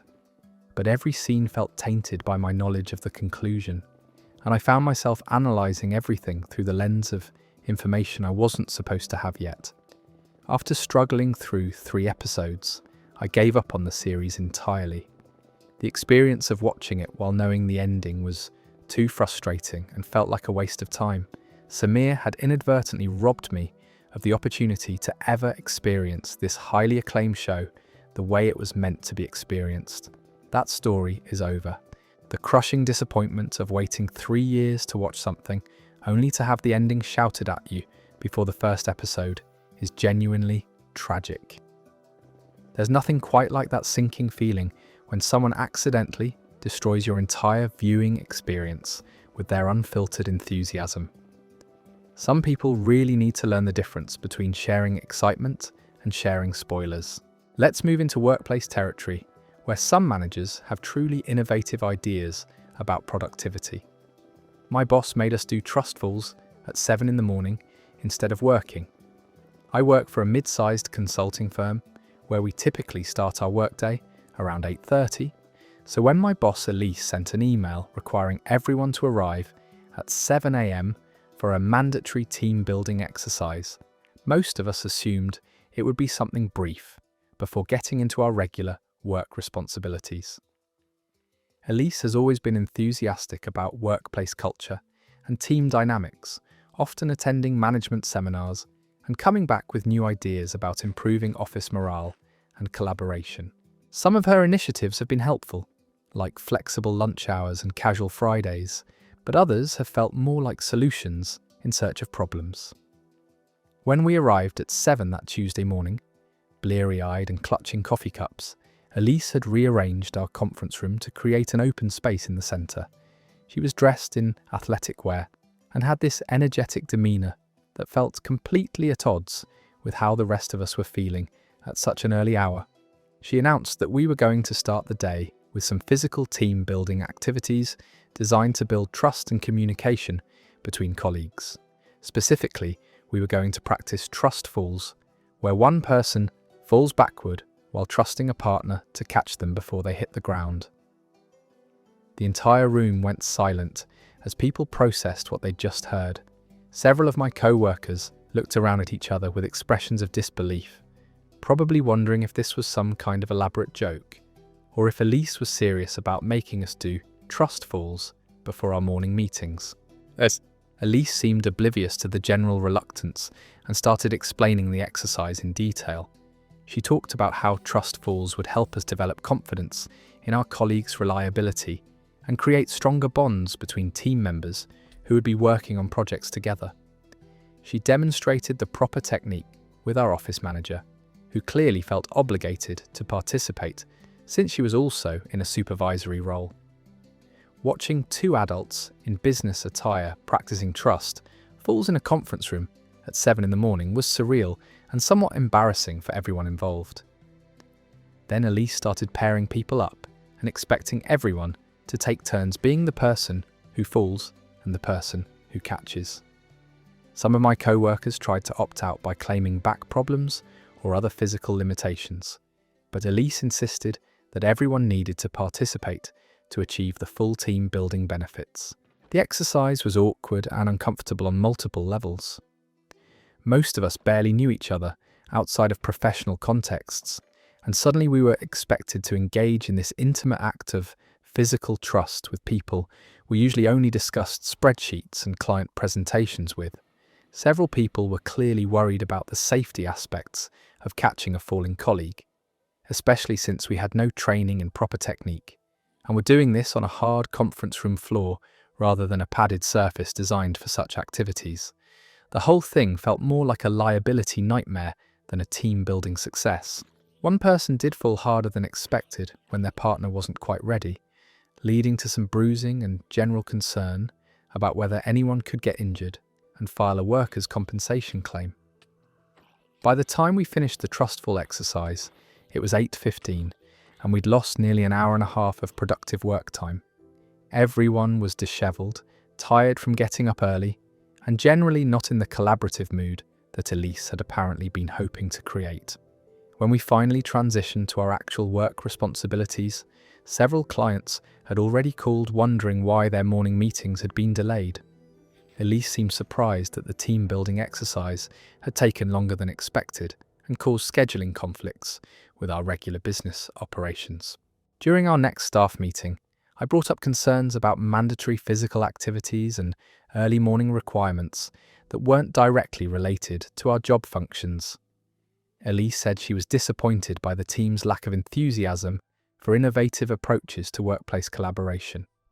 That story ends right there. Nothing builds workplace trust quite like forcing exhausted employees to catch each other at dawn in business attire. The mental image of a conference room full of consultants reluctantly doing trust falls is both hilarious and deeply uncomfortable. Some managers really think physical comedy is the key to professional success. Our final story for this section involves the complex world of relationship property rights and casual borrowing. My partner took my hoodie and gave it to their ex. I have this particular hoodie that's been my go-to comfort item for probably 4 years now. It's nothing fancy, just a soft grey pullover from a university bookstore. But it fits perfectly and has that worn-in feeling that makes it ideal for lazy weekends and cold evenings at home. My partner Noelle has borrowed this hoodie occasionally when she's staying over and gets cold, which I've never minded. It looks good on her, and sharing clothes is a pretty normal part of being in a relationship. I've worn her jackets and sweaters plenty of times when the situation called for it. Last weekend, Noelle mentioned that she was meeting up with her ex-boyfriend to return some books and personal items they'd been meaning to exchange since their breakup 8 months ago. She said it was just practical clean-up stuff, getting closure by returning things that belong to each other, which seemed reasonable and mature. When she came back from that meeting, I noticed she wasn't wearing the hoodie she'd put on before leaving. When I asked about it, Noelle said she'd given it to her ex because he'd commented on how nice it looked and mentioned being cold during their conversation. I was confused because that hoodie belonged to me, not her, so it wasn't hers to give away during their personal item exchange. When I pointed this out, Noelle seemed surprised that I was concerned about what she called just a hoodie and said her ex had seemed to really appreciate the gesture. She explained that he'd been going through a tough time lately and that the hoodie had made him feel better, like it was some kind of comfort item that had provided emotional support during their conversation. Noelle seemed to think this justified her decision to give away my clothing without asking. When I said I wanted my hoodie back, Noelle got defensive and accused me of being possessive about material objects. She said she was disappointed that I couldn't understand her desire to help someone who was struggling, even if that someone was her ex-boyfriend. But this wasn't about being possessive or unsupportive of people who were having difficult times. This was about her giving away my personal property without permission, regardless of who the recipient was or what their emotional state happened to be. I suggested that if she wanted to help her ex feel better, she could give him one of her own items or offer some other form of support that didn't involve my belongings. Noelle said I was being petty and materialistic, focusing on ownership instead of the bigger picture of human kindness. The bigger picture argument felt like a way to avoid taking responsibility for giving away something that belonged to me. If Noelle wanted to perform acts of kindness for her ex, that was her choice, but it shouldn't involve sacrificing my possessions without my consent. When I contacted her ex directly to ask about getting my hoodie back, he seemed genuinely confused about the situation. He said he'd assumed it belonged to Noelle and that she was giving him something of hers as a friendly gesture. He offered to return it immediately, once he understood it was actually mine. Noelle was upset that I'd contacted her ex directly, instead of working through her, but I pointed out that her approach had been to dismiss my concerns, rather than help resolve the situation. Going directly to the source seemed like the most efficient way to recover my property. The whole incident made me question Noelle's understanding of relationship boundaries and respect for personal property. Even if the hoodie itself wasn't expensive or irreplaceable, the principle of giving away someone else's belongings without permission felt like a significant boundary violation. That story ends right there. The casual generosity with other people's favourite clothes is truly something special. Using someone's beloved hoodie as an emotional support donation to an ex while calling the owner materialistic for wanting it back is peak relationship logic. Some people really think it's just a hoodie applies to everyone's stuff except their own. Here's our next story, which proves that some people have fascinating definitions of what counts as harmless workplace pranks. My coworker brought their pet iguana to the office without telling anyone. I work at a small tech company where the dress code is pretty casual and we have flexible policies about a lot of things, but I never imagined that would extend to exotic pets roaming freely through the workspace. My coworker Jonas has always been a bit eccentric. He keeps succulents on his desk, wears vintage band t-shirts to client meetings, and has strong opinions about the optimal temperature for brewing coffee. I actually appreciate having someone around who brings personality to what could otherwise be a pretty sterile corporate environment. Last Tuesday started like any normal day. I arrived at the office around 9, grabbed my usual coffee, and settled in at my desk to tackle the project I'd been working on all week. Jonas was already there, which wasn't unusual since he tends to come in early to avoid traffic. What was unusual was the large terrarium-like setup he'd constructed on his desk, complete with a heat lamp and what looked like artificial plants. When I asked him about it, he mentioned that his pet needed some socialization and that working from home wasn't providing enough mental stimulation. I assumed he was talking about getting a fish or maybe a small bird. The setup looked professional enough, and Jonas seemed to have put real thought into creating an appropriate environment for whatever creature he'd decided to bring to work. Around 10:30, I was deep in concentration when I heard this scratching sound coming from Jonas's direction. When I looked over, I saw this massive green iguana climbing out of the terrarium and onto his desk. The thing was easily 3 feet long and moved with surprising confidence for an animal in an unfamiliar environment. Jonas seemed completely unbothered by his pet's exploration, continuing to type on his keyboard while the iguana investigated the various items on his desk. He occasionally offered pieces of lettuce from his lunch container, talking to the animal like they were having a normal conversation about work projects.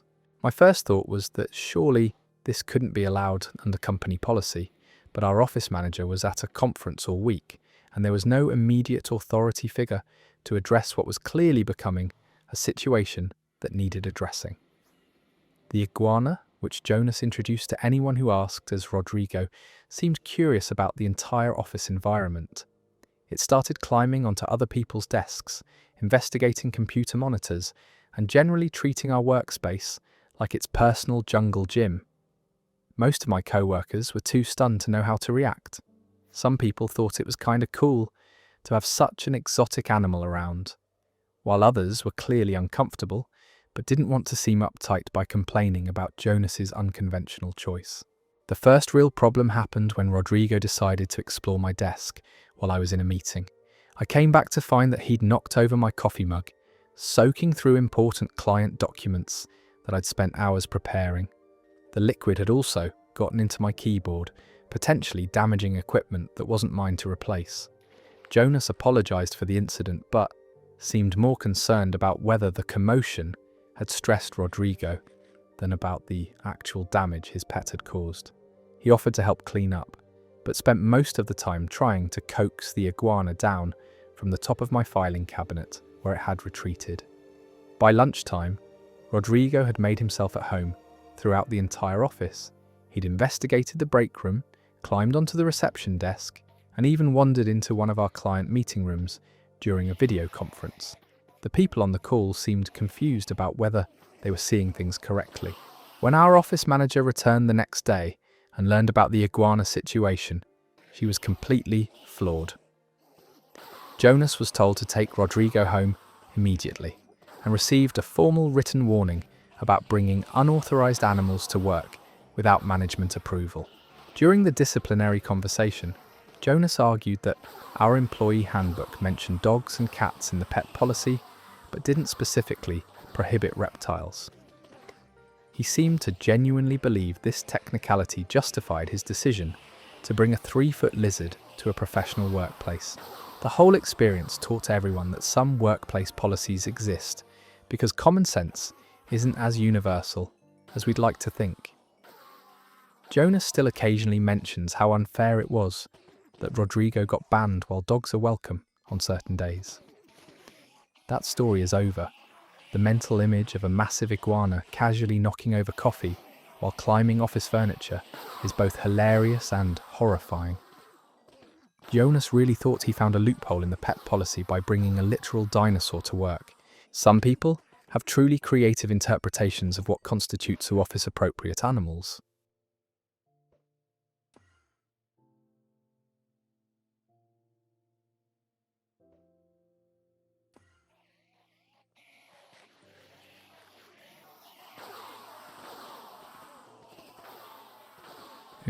Our next story comes from someone who learned about their relationship status in the most brutal way possible. My partner announced our breakup on social media before telling me. I'm 26 and I've been with Clara for about 2 years. We live together in a small apartment downtown, and while we've had our ups and downs like any couple, I thought we were working through things. Clara works at a marketing agency and spends a lot of time on social media for her job, so she's always posting stories and updates throughout the day. Last Tuesday started like any other day.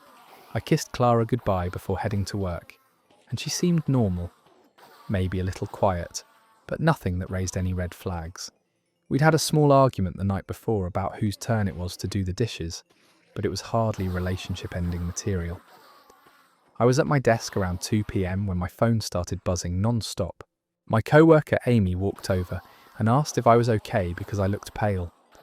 I checked my phone and saw dozens of notifications from Facebook, Instagram, and even text messages from friends and family. My heart sank when I saw what everyone was responding to. Clara had updated her Facebook status from in a relationship to single and posted a long caption about how she was finally free to focus on herself and excited for this new chapter. But that wasn't all. She'd also posted an Instagram story with a photo of herself, looking happy and relieved, with text overlay that read, "When you finally find the courage to leave what's not serving you anymore." the story had already been viewed by over 200 people, including my mum, my sister, and most of our mutual friends. I sat there staring at my phone in complete shock. We hadn't broken up. We hadn't even had a serious conversation about breaking up. I'd left for work that morning thinking I was in a relationship, and now I was apparently single, according to the entire internet. My phone kept buzzing with confused messages from friends asking what happened and if I was okay. I immediately tried calling Clara, but it went straight to voicemail. I texted her asking what was going on, but she didn't respond. I couldn't concentrate on work for the rest of the day, so I told my boss I had a family emergency and left early. When I got home, Clara's stuff was gone. Not all of it, but enough to make it clear she'd been planning this. Her clothes, toiletries, laptop, and the little succulent plants she'd been babying for months were all missing. She'd left a note on the kitchen counter that simply said, "I think we both know this wasn't working. I needed space to figure things out. I'll come back for the rest of my things this weekend." No explanation, no conversation, just a breakup announcement to the world and a post-it note for me. The worst part was dealing with everyone else's reactions. My mum called crying because she thought Clara was perfect for me. My sister was furious on my behalf. Friends were taking sides without even knowing what had happened, because nobody knew what had happened, including me. Clara's friends were liking her posts and commenting supportive messages about her brave decision, while I was left looking like either the villain or the clueless boyfriend who didn't see it coming. I tried reaching out to Clara over the next few days, not to get back together, but to understand what went wrong and why she chose to handle it this way. She finally responded with a text saying she didn't want to have a big dramatic conversation and that she thought it would be easier for both of us if she just ripped off the band-aid. Easier for who exactly? Because having your relationship status broadcast to hundreds of people before you even know you're single doesn't feel easy at all. Clara came by that weekend to get her remaining belongings while I was at my brother's place. She left her key on the counter and took the coffee maker we'd bought together. She also unfriended me on all social media platforms, which I only discovered when friends started asking if we'd blocked each other. By Monday, she was already posting photos from girls' nights out with captions about living her best life. The whole experience taught me that some people would rather face the judgment of strangers online than have an honest conversation with someone they supposedly cared about. It's been 3 weeks now, and I'm doing better, but I still can't believe someone I shared a bed with for 2 years thought a Facebook status update was an appropriate way to end our relationship. That story is over. The absolute cowardice of ending a 2-year relationship via social media post is staggering. Imagine finding out you're single from your mum's concerned phone call because she saw it on Facebook. Some people really will do anything to avoid a difficult conversation, even if it means humiliating someone they supposedly cared about. Speaking of workplace drama, our next story comes from someone dealing with a colleague who's mastered the art of deflecting responsibility. My coworker puts my name on their work mistakes. I work at a mid-sized accounting firm where everyone knows everyone's business. I've been here for about 3 years, and for the most part, I get along well with my colleagues. The problem is Jonah, who sits in the cubicle next to mine. Jonah has been with the company for about 5 years, which gives him a bit of seniority over me, and he's never let me forget it. At first, I thought Jonah was just trying to be helpful. When I started, he'd offer to review my work or suggest improvements to my processes. I appreciated the guidance since I was still learning the ropes, but over time, I started noticing a disturbing pattern.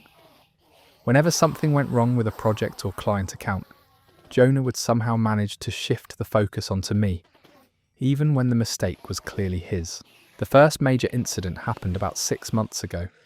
We were both working on a quarterly report for one of our biggest clients. Jonah was responsible for the financial projections section, while I handled the market analysis. The night before the deadline, Jonah realised he'd used outdated data for his projections, which threw off all the numbers. Instead of staying late to fix it himself, he sent me an email at 11 p.m. asking if I could double-check his work and make sure everything was accurate.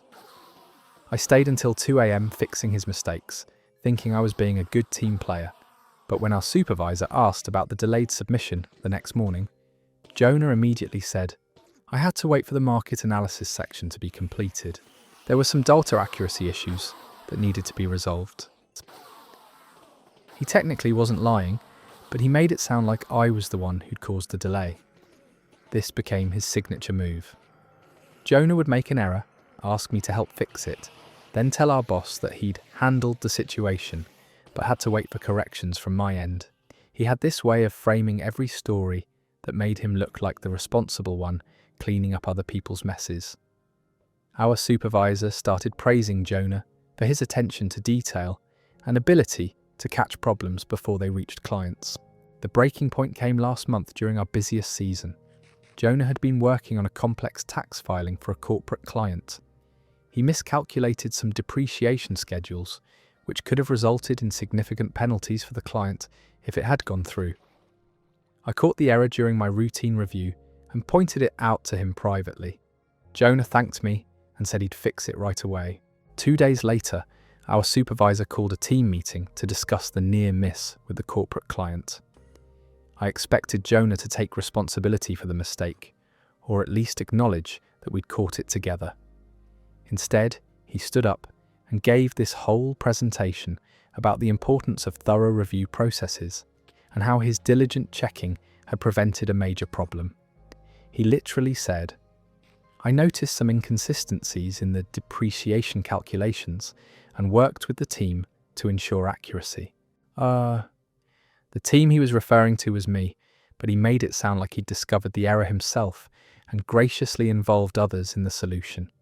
Our supervisor was so impressed that she suggested Jonah lead a workshop on quality control for the entire department. I sat there in stunned silence as my colleague took credit for catching his own mistake, which I had actually found. After the meeting, I confronted Jonah privately. I told him I felt uncomfortable with how he'd presented the situation and asked him to be more accurate about what had actually happened. Jonah looked genuinely surprised and said he thought he'd been clear that it was a team effort. He claimed he never meant to take sole credit and that he appreciated my contributions, but his behaviour didn't change. Just last week, Jonah sent out an email to our entire team about a process improvement he'd implemented for client communications. The improvement was actually a suggestion I'd made during a team meeting 2 months ago, which Jonah had initially dismissed as unnecessary. When I reminded him that it was my idea, he said he'd built upon my initial concept and developed it into a comprehensive solution. I've started documenting everything now. I save emails, take notes during meetings, and make sure to copy our supervisor on important communications. It's exhausting having to constantly protect myself from someone who should be a teammate. The most frustrating part is that Jonah isn't incompetent. He's actually quite good at his job when he focuses. But he seems incapable of owning his mistakes or sharing credit for successes. Our annual reviews are coming up next month, and I'm dreading it. I know Jonah will find a way to highlight all the problems he's solved and processes he's improved, most of which will be situations where he cleaned up his own messes or implemented ideas that weren't originally his. Meanwhile, I'll look like someone who needs constant supervision and guidance, when the reality is that I'm often the one doing the supervising. That story ends there. The workplace credit thief is a special breed of colleague who somehow always manages to be the hero of their own narrative. Watching someone systematically rewrite history to make themselves look competent while undermining others is infuriating. The fact that supervisors often fall for this manipulation just makes it worse. Our next tale involves family dynamics and the kind of assumption that can destroy relationships. My brother tried to auction off my guitar at a yard sale. I'm 29, and I've been playing guitar since I was 14. Music has always been my escape, my therapy, and my creative outlet. About 5 years ago, I saved up for months to buy my dream guitar, a vintage acoustic that cost me nearly $3,000. It's not just an instrument to me, it's the guitar I wrote my first song on, the one I played when I proposed to my fiancée, and the one I hope to pass down to my kids someday. I live in an apartment across town from my childhood home, where my parents still live with my younger brother, Elias. Elias is 24 and still figuring out his life. He's lived at home since graduating college and works part-time at a local coffee shop while trying to start his own photography business. My parents have been incredibly patient with him, probably more patient than they were with me when I was his age. Last month I had to travel for work for about 3 weeks. My apartment doesn't have the best security, and I've had issues with break-ins in the neighbourhood before. I asked my parents if I could store some of my valuable items at their house while I was gone, including my guitar, my laptop, and some important documents. They said of course, and I moved everything to my old bedroom, which my parents have kept mostly intact since I moved out. When I got back from my trip, I was exhausted and decided to wait until the weekend to pick up my stuff. That Saturday morning, I drove over to my parents' house and was surprised to see cars parked all along the street and people walking around their front yard with boxes and bags. My mum had mentioned they were planning a yard sale, but I'd forgotten about it. I walked up to the house and started browsing the tables out of curiosity. My parents were selling old furniture, kitchen appliances, books, and the usual yard sale fare. But then I saw something that made my blood run cold. There, on a table next to some old board games and Christmas decorations, was my guitar. It had a price tag stuck to it that said $200. I rushed over and picked up the guitar, checking to make sure it wasn't damaged. A middle-aged man who'd been examining it looked annoyed and said, "Excuse me, I was looking at that." I told him it wasn't actually for sale and went to find Elias, who was manning the cash box near the garage. "Why is my guitar out there with a price tag on it?" I asked, trying to keep my voice calm. Elias looked up from counting money and shrugged. "Oh, that. Yeah, I figured you weren't using it anymore since it's been sitting in the bedroom for weeks. Mum said we could sell anything that's just taking up space." I stared at him in disbelief. "It's been there for 3 weeks because I was travelling for work. I specifically told Mum and Dad I was storing my valuable items here temporarily." Elias looked confused. Like this was the first time he was hearing this explanation. "Oh, I didn't know that. I just saw it collecting dust and thought it was fair game." The guitar had been sitting on its stand in the corner of my old bedroom, exactly where I'd left it. It wasn't hidden in a closet or buried under other items. Anyone who looked at it for more than 2 seconds could tell it was a high-quality instrument, not some garage sale cast-off. The case alone was worth more than the $200 price tag Elias had slapped on the guitar. I asked Elias if he'd sold anything else of mine, and he admitted he'd also put my old gaming console out for sale, even though it was clearly still being used since all my save files were still on it. Fortunately, no one had bought it yet. I gathered up my belongings and asked my parents what had happened. My mum was mortified when she realised what Elias had done. She said she'd told him he could price and sell items from the spare room and basement, but she'd assumed he understood that my things were off limits. My dad was furious with Elias for not asking before pricing my belongings, especially something as obviously valuable as the guitar. Elias tried to defend himself by saying he was just trying to help with the yard sale and that he didn't think I'd mind since I never play it anymore. This wasn't true at all. I play that guitar almost every day when I'm home, and Elias has heard me playing it during family gatherings and holidays. He also tried to argue that since I'd moved out, anything I left at the house was fair game for decluttering. The most frustrating part was that Elias didn't seem to understand why I was so upset. He kept saying it was an honest mistake and that he would have given me the $200 if someone had bought it. He genuinely seemed to think that the monetary value was the only thing that mattered, not the sentimental value or the fact that he'd tried to sell something that didn't belong to him without permission. We had a family meeting that afternoon where my parents made it clear that Elias needed to ask before making decisions about other people's property, even if it's stored in their house. Elias apologised, but it felt half-hearted, like he was sorry he got in trouble rather than sorry for what he'd done. The experience made me realise that I can't assume family members will respect my belongings just because we're related.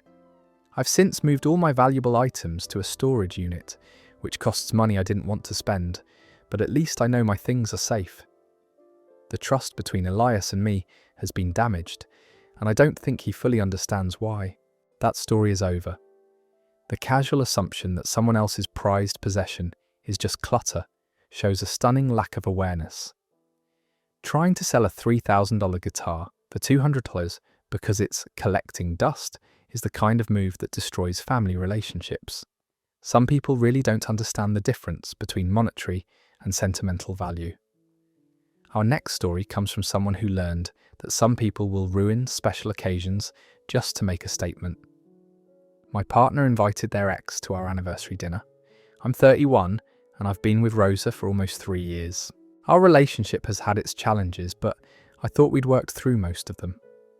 Rosa has always maintained friendships with some of her exes, which I've tried to be understanding about, even though it sometimes makes me uncomfortable. She says it shows emotional maturity to stay on good terms with people you once cared about. Last week was our 3rd anniversary, and I'd been planning something special for weeks. I made reservations at this upscale Italian restaurant, where we had our first official date. It's not cheap, but anniversaries are important to me, and I wanted to celebrate how far we'd come as a couple. I even took the afternoon off work to pick up flowers and get ready properly. Rosa seemed excited about dinner when I brought it up earlier in the week. She talked about wearing the dress I'd bought her for her birthday and mentioned how nice it would be to have a romantic evening together. I was looking forward to reconnecting without the usual distractions of work and daily responsibilities. The day of our anniversary, I showed up at the restaurant right on time and asked the hostess for our table. She led me to a table for 4, which seemed wrong since I'd specifically requested a table for 2. I was about to mention the mistake when I saw Rosa walking toward me with someone I immediately recognized as her ex-boyfriend Marcus. Marcus is someone Rosa dated for about 2 years before we got together. They'd broken up because he moved across the country for a job, but they'd stayed in touch through social media and occasional phone calls. I'd met him once before at a party, and while he seemed decent enough, I'd never felt completely comfortable with their ongoing friendship. Rosa sat down and immediately launched into an explanation before I could ask what was happening. She said Marcus was in town for just one night on business, and since it was such short notice, she'd thought it would be nice to invite him to join us for dinner. She insisted it was just as friends, and that Marcus had always been curious about the restaurant, since she'd mentioned it to him before. I was stunned. This was supposed to be our anniversary dinner, a celebration of our relationship, and Rosa had turned it into a casual hangout with her ex. I asked her why she hadn't discussed this with me first, and she said she'd tried to call me earlier, but I hadn't answered. I checked my phone and saw one missed call from about an hour before dinner, but no voicemail or text explaining what she wanted to discuss. Marcus seemed to sense the tension and offered to leave, saying he didn't want to intrude on our special evening, but Rosa insisted he stay, saying we were all adults and it shouldn't be weird. She kept emphasizing how rarely she got to see Marcus and how it would be rude to uninvite him now that he was already there. The entire dinner was awkward beyond description. Rosa spent most of the time catching up with Marcus about his job, his new apartment, and mutual friends they both knew. She'd occasionally try to include me in the conversation, but I felt like a third wheel at my own anniversary dinner. Marcus was polite enough, but it was clear he and Rosa had a history and inside jokes that I wasn't part of. The worst moment came when Marcus mentioned a trip he and Rosa had taken to Europe when they were dating. Rosa got this nostalgic look in her eyes and started reminiscing about places they'd visited and experiences they'd shared. She was more animated talking about her past with Marcus than she'd been about our anniversary or our relationship in months. When the waiter asked if we were celebrating anything special, Rosa hesitated for a moment before mentioning it was our anniversary. Marcus looked surprised and apologized for intruding, but Rosa waved off his concerns and said anniversaries were just arbitrary dates anyway. That comment stung more than anything else, that had happened that evening. I barely spoke during the rest of dinner. I felt like my feelings didn't matter, and that Rosa had prioritized her ex's convenience over our relationship milestone. When the check came, Marcus offered to pay his share, but Rosa insisted it was fine since we'd invited him. I ended up paying for a dinner I'd planned as a romantic celebration that had turned into an uncomfortable reunion. After Marcus left to catch his flight, Rosa asked why I'd been so quiet during dinner. I explained that I felt hurt and disrespected by her decision to invite her ex to our anniversary dinner without discussing it with me first. Rosa got defensive and said I was being possessive and immature. She argued that Marcus was just a friend and that my discomfort was my own issue to work through. Rosa said she'd expected me to be more understanding and that she was disappointed in my reaction. She claimed she'd thought I was secure enough in our relationship to handle having her ex around, and my jealousy showed I didn't trust her. She made it sound like my feelings were the problem, not her poor judgment in inviting her ex to our anniversary dinner. We haven't really resolved this issue. Rosa maintains that she did nothing wrong and that I'm overreacting. She says Marcus is an important friend to her and that I need to accept that she has a past. I understand that people can stay friends with exes, but I also think there are appropriate boundaries, especially during relationship milestones. The whole experience made me question whether Rosa truly understands what it means to prioritize our relationship.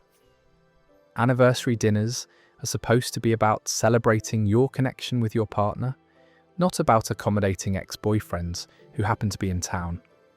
I'm still trying to figure out if this is something we can work through, or if it reveals a fundamental incompatibility in how we view relationships. That story ends there. Turning your anniversary dinner into a reunion with your ex and then calling your partner jealous for being upset is relationship sabotage. 101. Some people really have no concept of appropriate boundaries or timing. The fact that she dismissed anniversaries as arbitrary dates while prioritizing her ex's visit says everything. Moving on to our next story about workplace power dynamics gone wrong. My boss refused to let me leave for a family emergency. I work as a junior analyst at a consulting firm downtown. The work environment is generally pretty intense, with long hours and high expectations, but I've always tried to be professional and reliable. My boss, Theo, has a reputation for being demanding, but I've managed to stay on his good side by consistently meeting deadlines and producing quality work. Last Thursday started like any other day. I was working on a quarterly report that was due the following week when my phone rang around 2 p.m. It was my sister calling to tell me that our dad had been rushed to the hospital with chest pains. She was crying and said the doctors weren't sure what was happening yet, but they were running tests and wanted family members there as soon as possible. I immediately felt sick to my stomach. My dad is 64 and has had some heart issues in the past, so chest pains were a serious concern.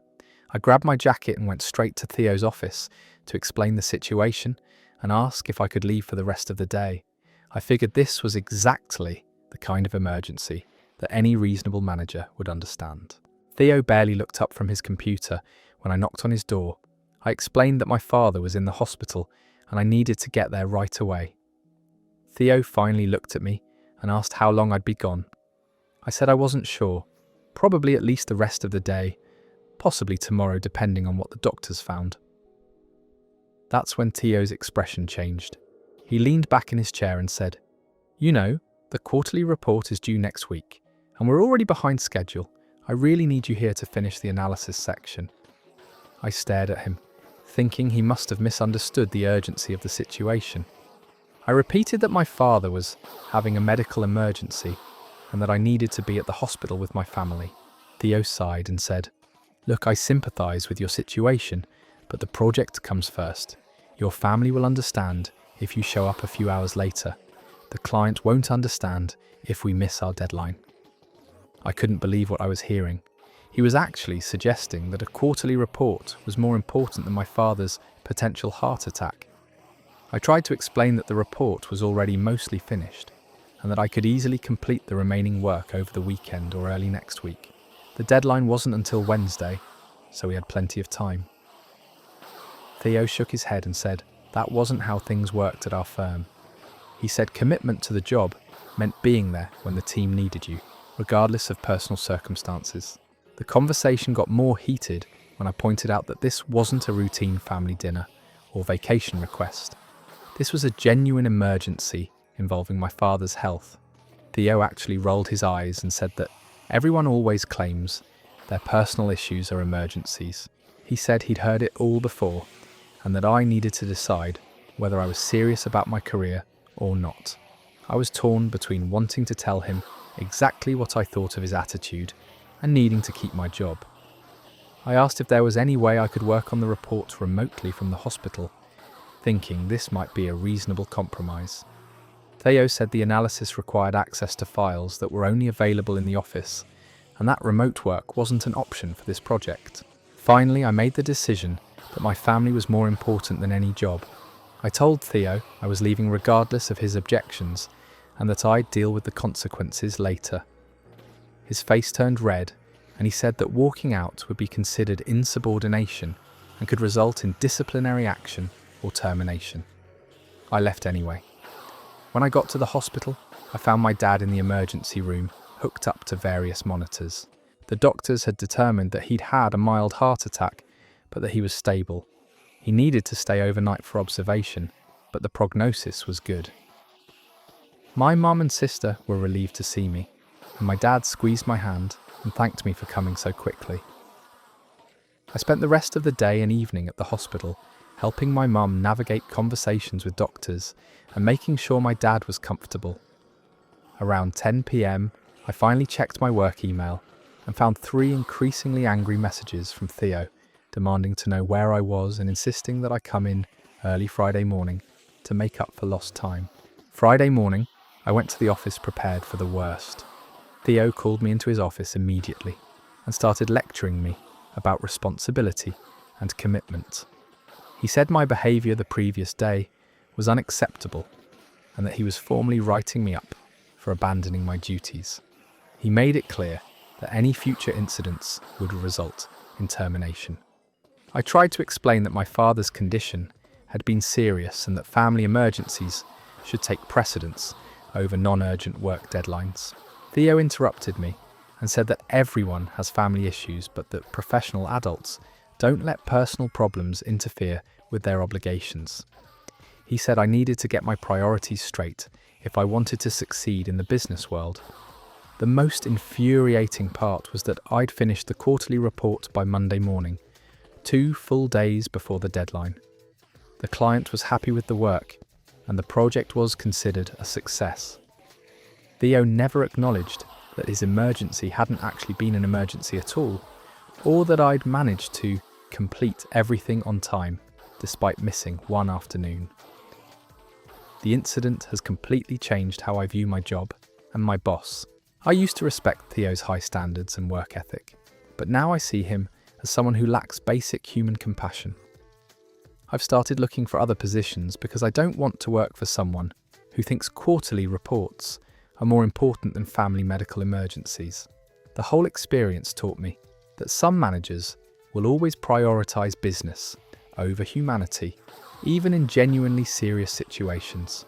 I'm grateful that my dad is recovering well, but I'll never forget how Theo responded when I needed understanding and flexibility most.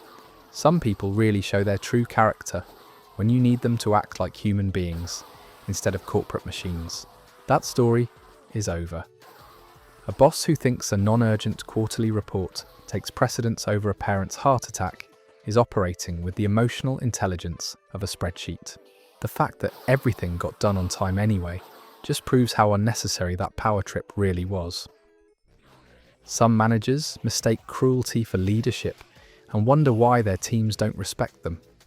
Our next tale involves someone who discovered that casual cruelty often hides behind the excuse of humour. My friend made fun of my accent in front of everyone. I'm 24 and I moved to Chicago 3 years ago from rural Tennessee for graduate school. I've always been self-conscious about my accent, especially in academic settings where I felt like people made assumptions about my intelligence based on how I sounded. I'd worked hard to tone it down in professional situations, though it still comes through when I'm tired or emotional. My friend Leah and I met in our first semester of grad school and quickly bonded over our shared love of obscure documentaries and terrible reality TV. She's from California and has this polished way of speaking that I've always admired. We've spent countless hours studying together, and she's seen me through some of my most stressful moments in the program. I thought she understood how sensitive I was about my background and the way people sometimes perceived me. Last Friday, a group of us from our program went out to celebrate finishing our thesis proposals. It was a big deal because we'd all been working on these projects for months, and getting through that milestone felt like a huge weight off our shoulders. We were at this trendy bar downtown, the kind of place where craft cocktails cost more than I used to spend on groceries in a week back home.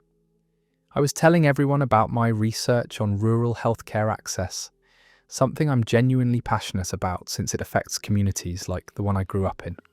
I was explaining how limited resources impact patient outcomes when I got excited and my accent started coming through stronger than usual. I noticed it happening but figured it didn't matter since these were my friends and we were celebrating. That's when Leah interrupted me mid-sentence and said, "Oh my God, you sound like such a hillbilly right now." She started mimicking my pronunciation of certain words, exaggerating the drawl to make it sound even more stereotypical. The entire table went quiet, and I felt my face burning with embarrassment. Leah didn't stop there. She kept going with the impression, saying things like, "Well, I reckon that's mighty interesting, and you'll come back now you hear," in this cartoonish voice that sounded nothing like how I actually speak. A few people at the table laughed nervously, probably not knowing how to react to the situation.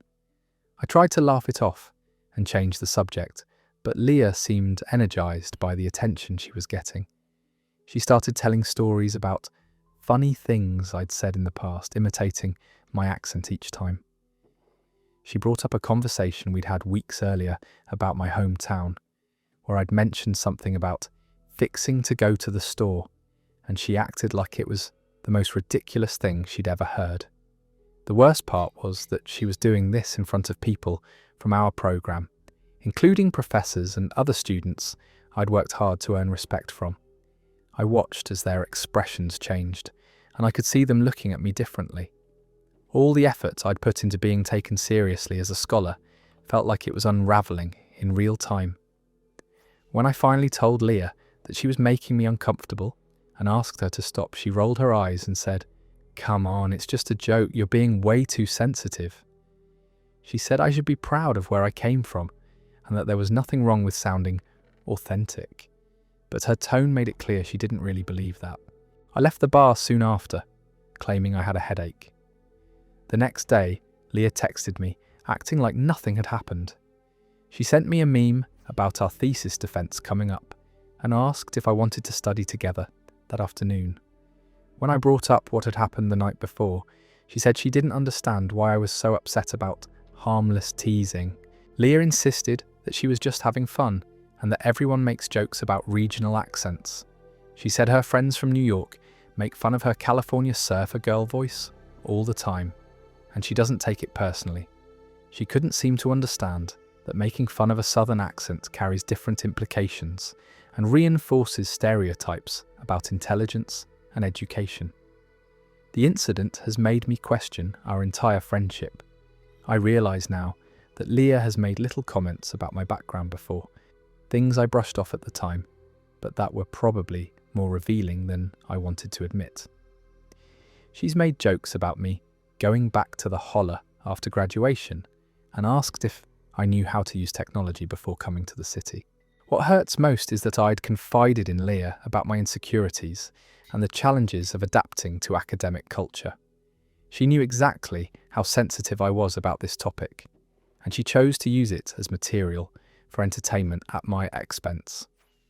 That kind of betrayal from someone I considered a close friend is harder to deal with than comments from strangers. I've started avoiding study sessions with Leah and have been more careful about who I trust with personal information. The experience taught me that some people will exploit your vulnerabilities for a quick laugh, even when they know it causes genuine pain. I'm still working on my thesis about healthcare in rural communities, but now I'm also thinking about the broader ways that classism and regional prejudice affect people's opportunities and how they're perceived in professional settings. That story's over. Using someone's background as comedic material, especially when you know they're sensitive about it, isn't friendship. It's performative cruelty disguised as humour. Real friends protect your insecurities instead of weaponizing them for entertainment. Our next story comes from someone who learned that boundaries don't exist for certain people, even when it comes to personal belongings. My partner gave away my favourite hoodie without asking. I'm 28, and I have this navy blue hoodie that I've owned for about 6 years. It's nothing fancy, just a basic pullover from a brand that doesn't even exist anymore. But it's hands down the most comfortable piece of clothing I've ever owned. The fabric has gotten softer over time, and it fits perfectly after years of wear. I know it sounds silly to be attached to a piece of clothing, but that hoodie has been with me through college finals, breakups, job interviews, and countless lazy weekends. My partner Selene and I have been living together for about 8 months. She's always been generous with her things and has this philosophy about sharing everything in a relationship. She'll wear my t-shirts to bed and lets me borrow her books or use her skincare products. I appreciate the openness, but I've always been more private about my belongings. There are certain things that feel personal to me, and the hoodie is definitely one of them. Selena has commented on the hoodie before, usually to tease me about how often I wear it. She calls it my security blanket and jokes that I'm more attached to it than I am to her. I laugh along because I know she's not being mean, but there's some truth to what she says. That hoodie is my go-to comfort item when I'm stressed or just want to feel cozy at home. Last weekend, Selena's friend Mia came over to hang out. Mia had just gone through a bad breakup and was staying on our couch for a few days while she figured out her living situation. I felt bad for her and wanted to be supportive, so I didn't mind the temporary houseguest situation. Mia seemed nice enough, though she had this habit of borrowing things without asking first. On Saturday morning, I was looking for my hoodie so I could wear it while working on some freelance projects from home. I checked the laundry basket, the closet, and all the usual places where I might have left it, but it was nowhere to be found. I asked Selene if she'd seen it, and she got this weird look on her face. "Oh, about that," Selena said. "Mia was really cold last night and didn't have any warm clothes with her. I let her borrow it to sleep in." I was a little annoyed that Selena hadn't asked me first, but I figured it was just for one night. I told her that was fine, but asked her to make sure I got it back because I wanted to wear it that day. Selena hesitated before responding. Actually, she really loved how it looked on her. It fits her better than it fits you, and she said the colour brings out her eyes. I told her she could keep it. I stared at Selene in disbelief. She had given away my favourite piece of clothing to someone I barely knew without asking me, and was acting like this was a reasonable decision. I tried to explain why the hoodie was important to me, and that I wasn't comfortable with her giving it away. Selena seemed surprised by my reaction, and said she didn't realise I was so possessive about clothes. She pointed out that I have plenty of other hoodies and that Mia needed it more since she was going through a tough time and didn't have much with her. When I asked where Mia was so I could talk to her about getting the hoodie back, Selena said she'd already left for work wearing it. She said it would be awkward and selfish to ask for it back now, especially since Mia was dealing with so much stress. Selena made it sound like I was being petty for caring about just a hoodie when her friend was struggling. I spent the rest of the day feeling frustrated and violated. It wasn't really about the hoodie itself, though I genuinely loved that piece of clothing. It was about the fact that Selena had made a decision about my property without involving me at all. She'd decided that her friend's needs were more important than my attachment to something that belonged to me. When Mia came back that evening, she was indeed wearing my hoodie. It did look good on her, I had to admit, but that didn't make the situation any less uncomfortable. I considered asking for it back directly, but Selene had framed it in a way that made me feel like I'd be the bad guy for taking clothes away from someone who was already down on their luck.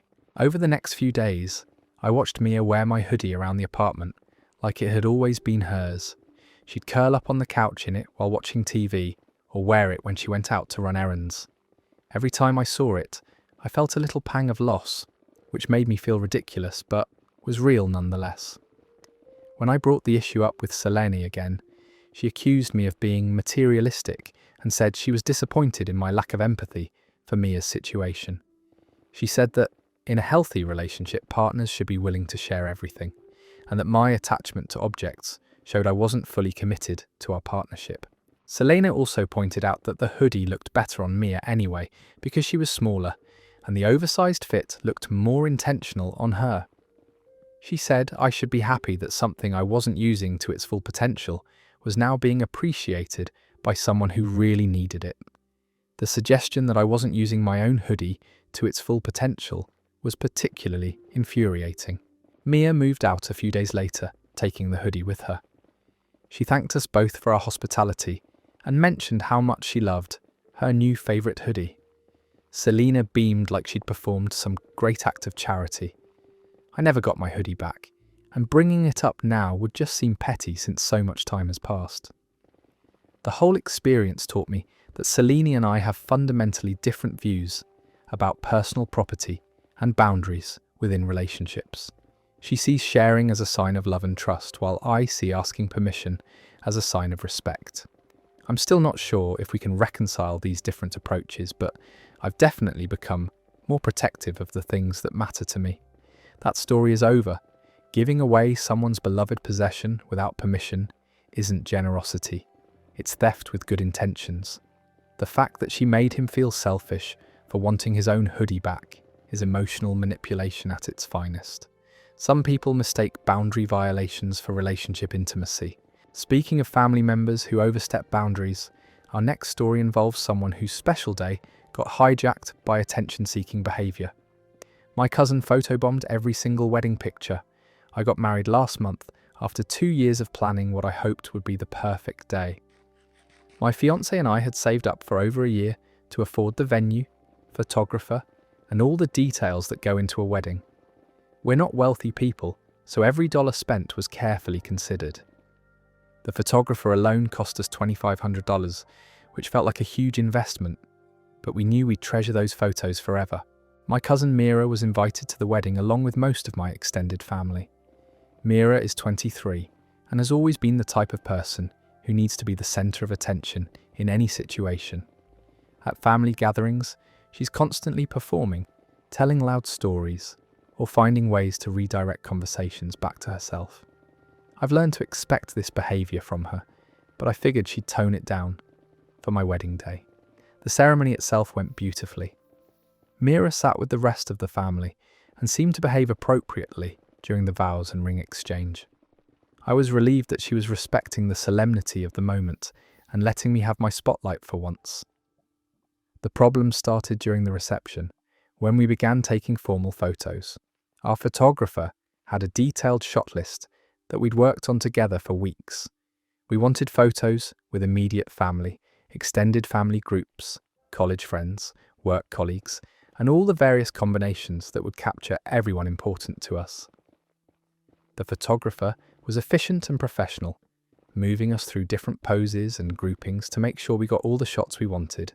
During the first few family photos, I noticed Mira positioning herself strategically in the background, but I didn't think much of it at first. She wasn't in the shots she wasn't supposed to be in, so I figured she was just trying to stay out of the way. It wasn't until we got our photos back 2 weeks later that I realised what had actually been happening. In every single photo where Mira was visible in the background, she had made some kind of silly face or gesture. In our formal family portrait, she's making bunny ears behind her father's head. In the photo with my college roommates, she's sticking her tongue out. In the romantic shot of me and my new husband during our first dance, you can see Mira in the background, making exaggerated kissing faces at the camera. She had systematically photobombed our entire wedding album. Not just a few shots here and there, but literally every photo where she appeared, even partially, in the frame. It was like she had made it her mission to insert herself into our wedding memories in the most disruptive way possible. The worst ones were the photos that were supposed to be intimate moments between me and my husband. During our cake cutting, Mira managed to get herself into the background of the shot, making a shocked expression with her hands on her cheeks, like she was witnessing something scandalous. In what should have been a sweet photo of me dancing with my father, Mira is visible behind us doing some kind of exaggerated dance move that draws attention away from the moment. When I called Mira to ask her about the photos, she burst out laughing and said she thought it was hilarious. She said she'd been trying to add some personality to what she considered boring formal photos. She seemed genuinely surprised that I wasn't amused by her antics and kept saying things like, "Come on, you have to admit it's funny, and you're taking this way too seriously." Right. Mira insisted that she'd made the photos more interesting and memorable than they would have been otherwise. She said formal wedding photos are always stiff and awkward, and her photobombing had added spontaneity and humour to the album. She couldn't understand why I was upset about what she saw as harmless fun. When I explained that we'd paid a lot of money for those photos and that they were supposed to document one of the most important days of our lives, Mira said I was being too uptight. She pointed out that we had plenty of photos without her in them, and that the ones she'd enhanced would make us laugh when we looked at them years later. The photographer felt terrible when I showed him the photos and offered to do some editing to minimise Mira's presence in the background shots. He was able to crop some of the photos differently and even Photoshop Mira out of a few of them, but the damage was already done to many of our formal portraits. My husband was furious when he saw the photos. He said Mira had deliberately sabotaged our wedding memories and that her behaviour was selfish and immature. He wanted to confront her directly, but I convinced him to let me handle it, since she's my family member. When I told other family members what had happened, reactions were mixed. Some people thought it was just typical Mira behaviour and that I should laugh it off. Others were horrified and said she'd crossed a line by disrupting such an important event. My parents were embarrassed and offered to help pay for a second photo session, but it wouldn't be the same since we can't recreate the actual wedding day. The experience taught me that some people will prioritise their own entertainment over other people's special moments, even when those moments can never be repeated. Mira turned our wedding photos into a documentation of her attention-seeking behaviour rather than our commitment to each other. Every time I look at our album now, I see her antics instead of focusing on the joy and love we were celebrating that day. That story is over. Imagine spending $20,500 on wedding photos only to discover your cousin turned your album into her personal comedy show. Wedding photobombing isn't quirky humour, it's narcissistic vandalism of irreplaceable memories. Some people genuinely can't let others have a moment without making it about themselves. Moving on to workplace etiquette violations, our next story involves someone whose lunch choices became everyone else's problem. My coworker brings fish for lunch every day and microwaves it.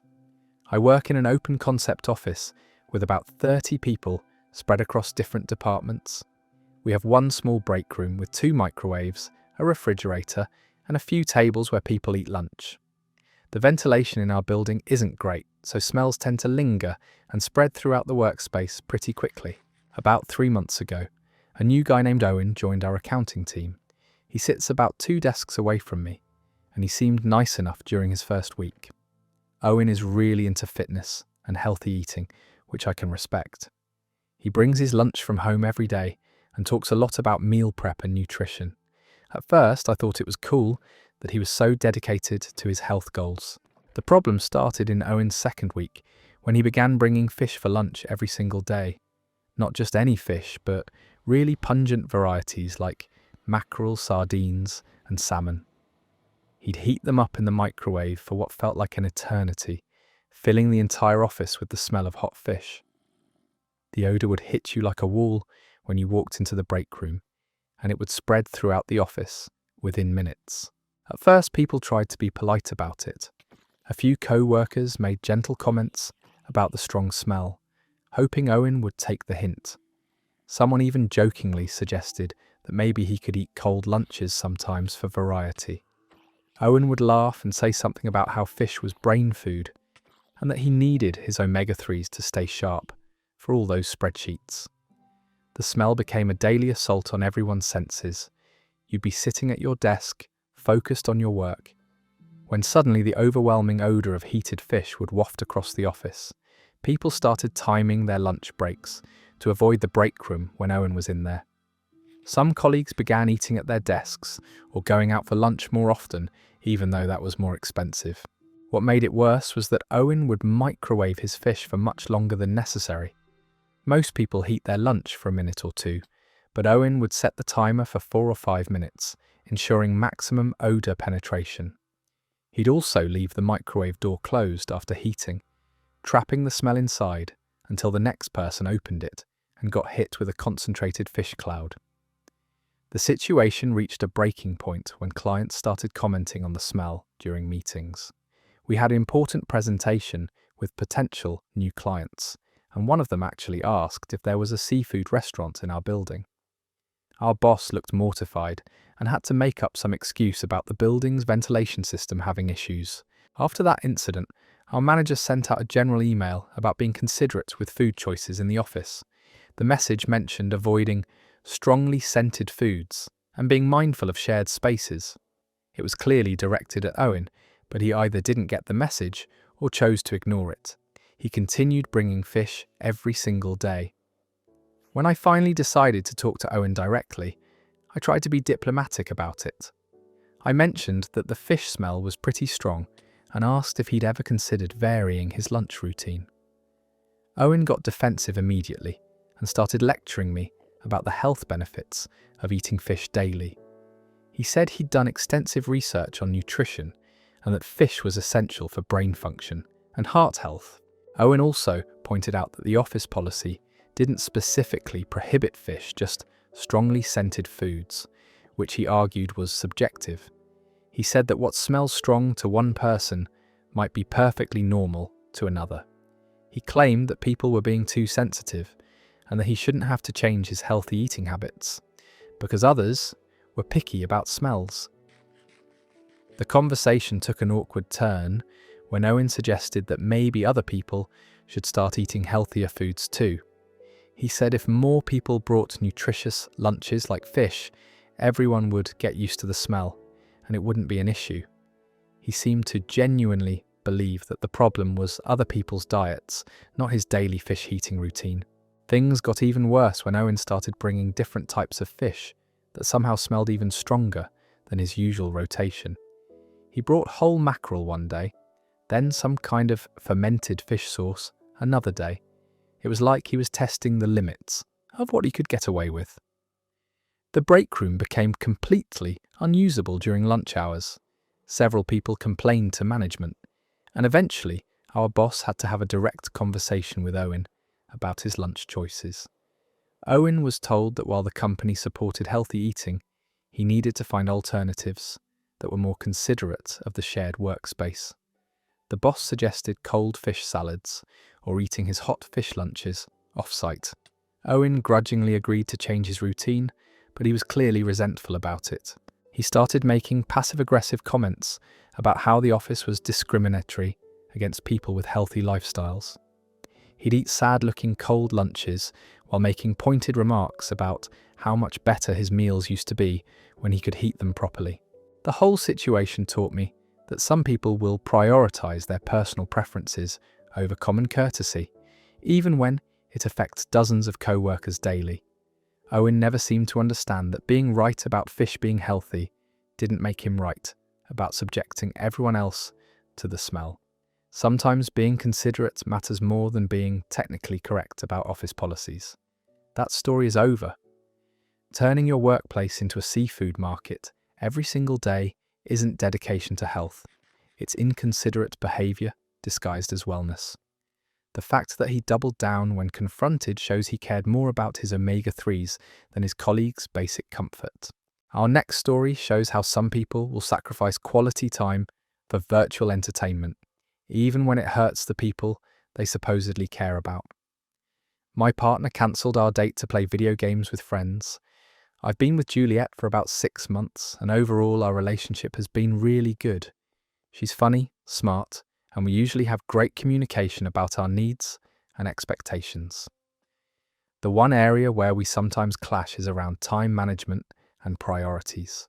Juliet is a big gamer and spends several hours most evenings playing online with her friend group from college. I don't mind gaming as a hobby at all. I play occasionally myself, and I understand the appeal of having a regular group to play with. What bothers me is when gaming takes precedence over plans we've already made together. This has happened a few times where Juliet will get distracted by a game session that runs longer than expected, causing us to be late for dinner reservations or movie times.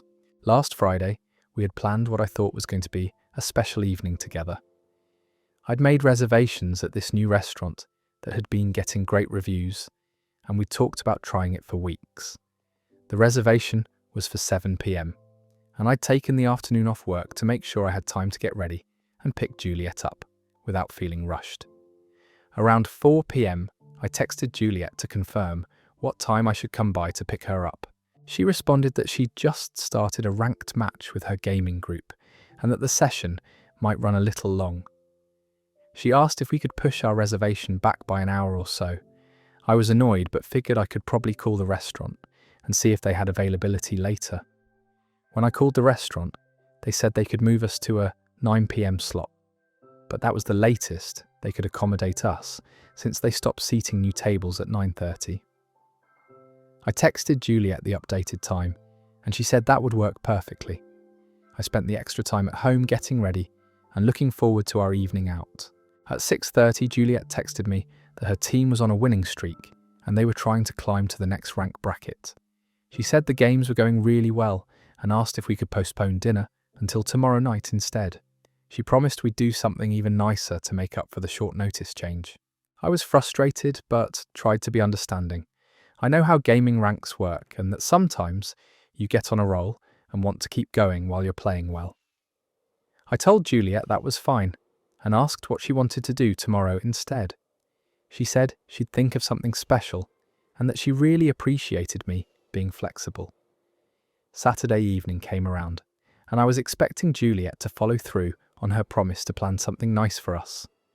When I asked her about our plans, she seemed confused and said she'd forgotten that she'd already made plans to go to her sister's birthday party.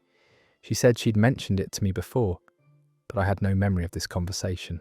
Juliet suggested we hang out Sunday instead, but when Sunday came, she said she needed to do laundry and meal prep for the week.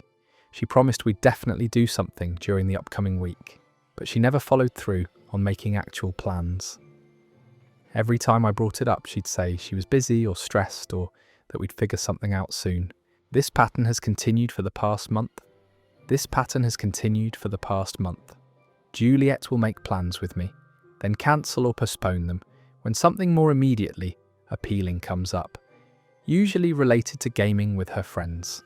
She always promises we'll reschedule and do something even better, but those make-up plans rarely materialize. What's particularly frustrating is that Juliet's gaming sessions aren't even scheduled events. It's not like she's part of a competitive team with set practice times or tournament obligations. These are casual sessions with friends where they decide to play on the spur of the moment and then lose track of time. She treats these impromptu gaming marathons as more important than plans we've made in advance. Last week, I tried to have a conversation with Juliet about how her gaming habits were affecting our relationship.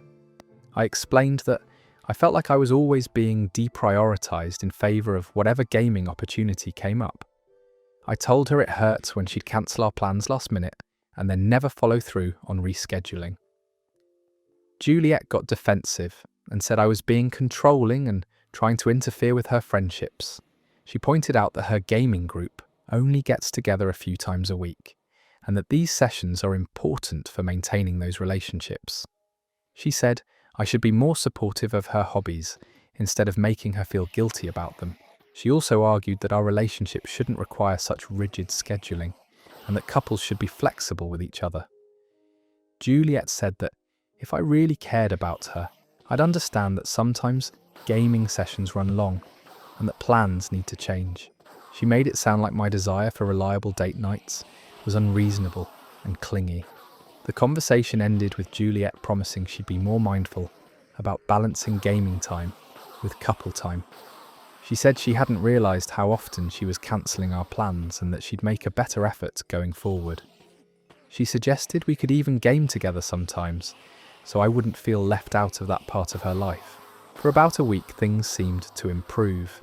Juliet stuck to the plans we made and even introduced me to her gaming friends during one of their sessions.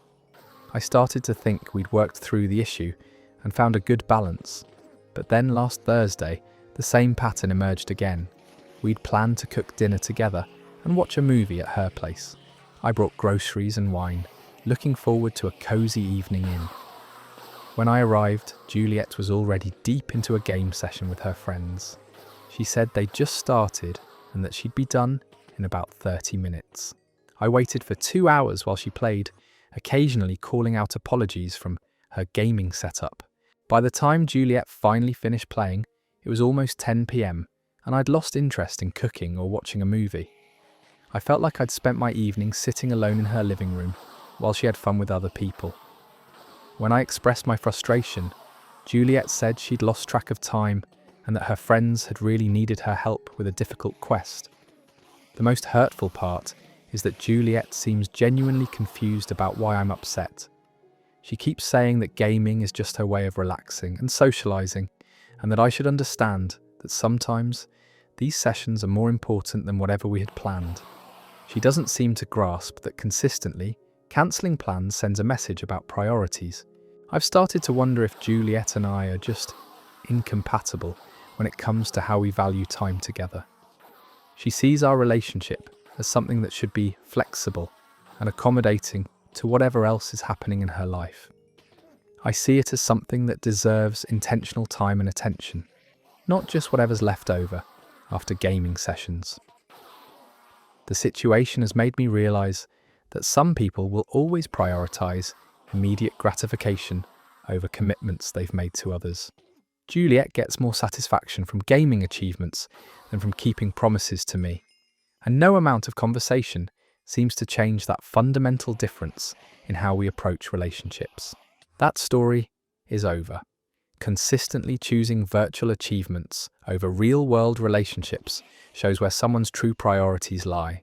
Promising to reschedule and never following through isn't flexibility. It's just broken promises with extra steps. Some people mistake relationship patience for relationship permission to always put their partner last. Our next tale involves family members who think personal boundaries don't apply when it comes to comedy content. My sister posted my childhood journal online as a joke. I'm 25 and my younger sister Hugo is 21.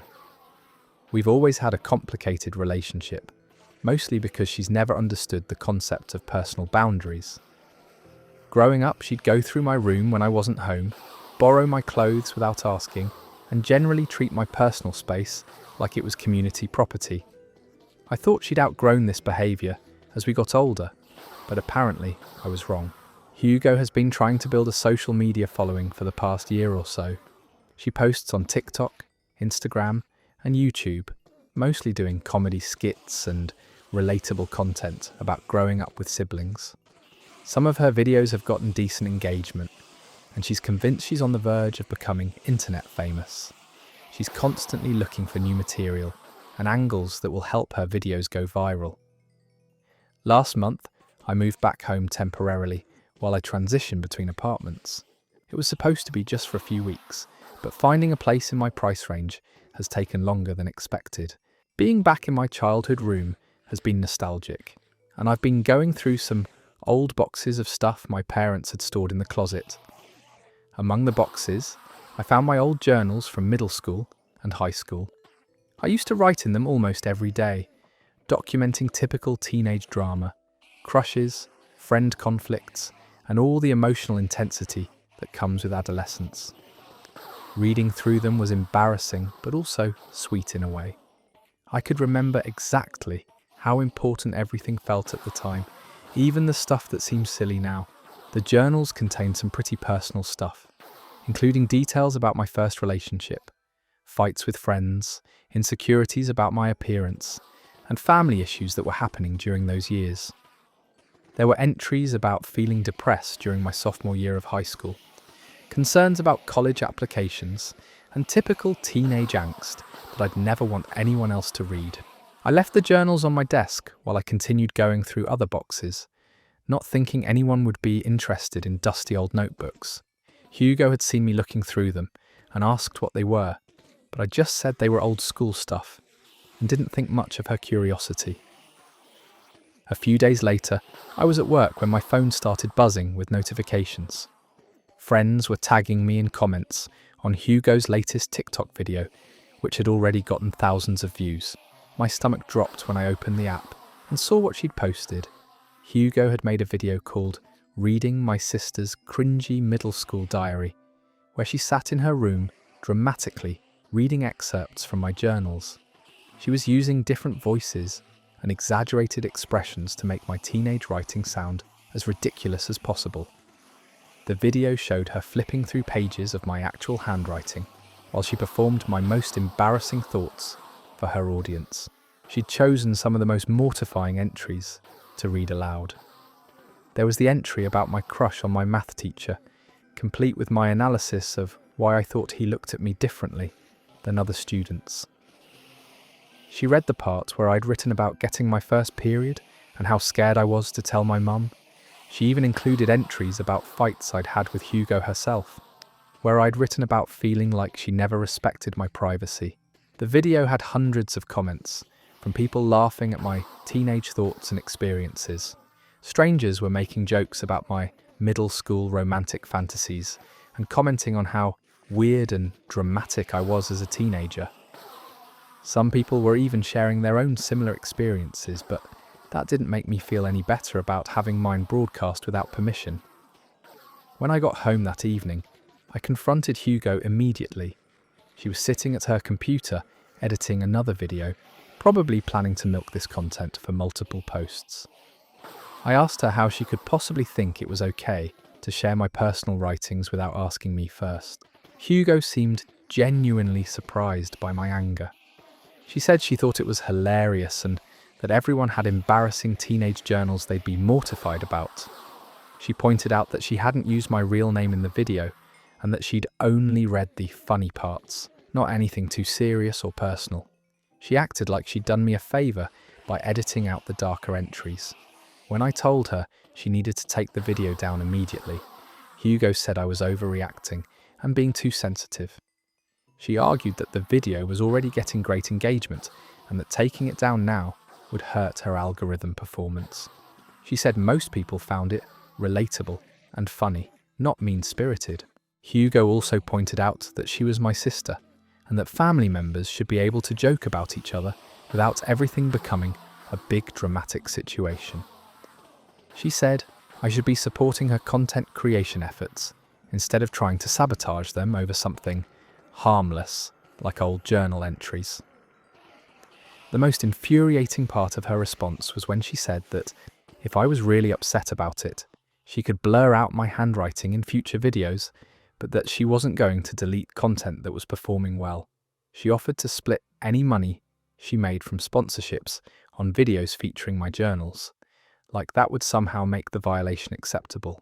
I tried to explain that those journals contain my private thoughts from a time when I was vulnerable and figuring out who I was. Reading someone's diary without permission is a massive breach of trust, and sharing it with thousands of strangers online makes it exponentially worse. Hugo kept insisting it was just content and that I was taking it too personally. When I threatened to tell our parents what she'd done, Hugo finally agreed to take the video down, but not before making me feel like I was ruining her chances at social media success.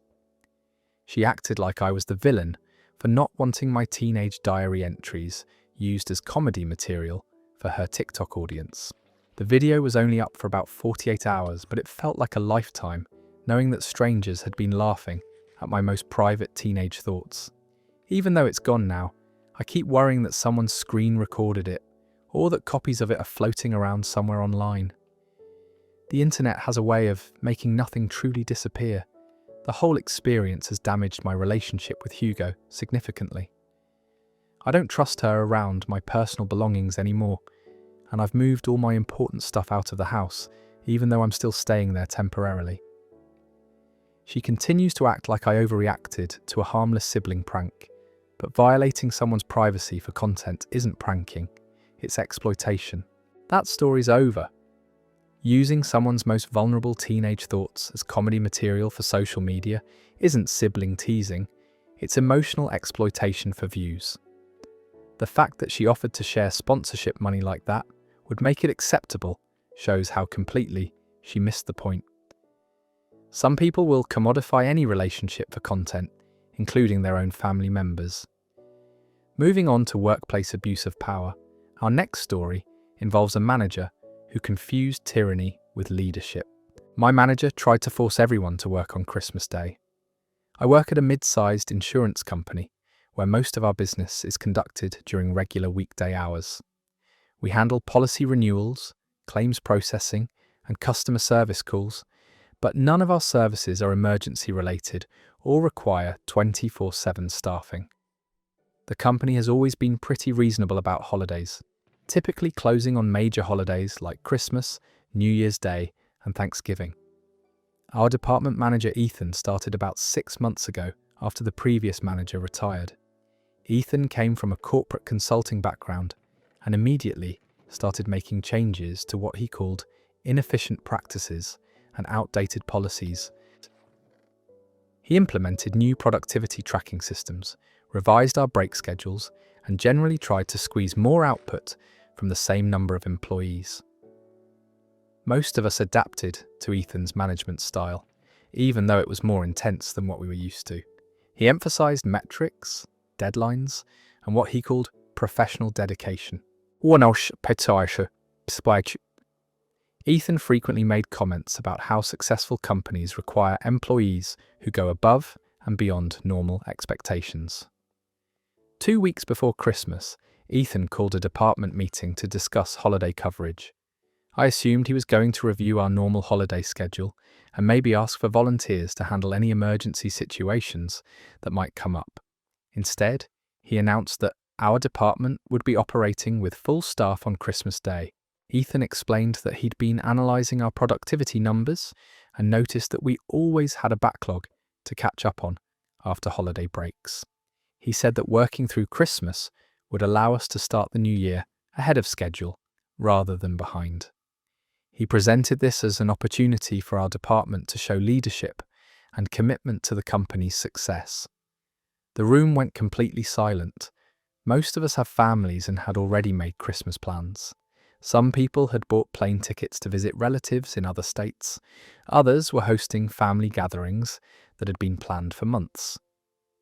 Everyone looked stunned by the idea that we'd be expected to abandon our holiday plans to process insurance paperwork. When someone asked if working Christmas Day would be voluntary overtime, Ethan shook his head and said this would be a regular workday with regular pay.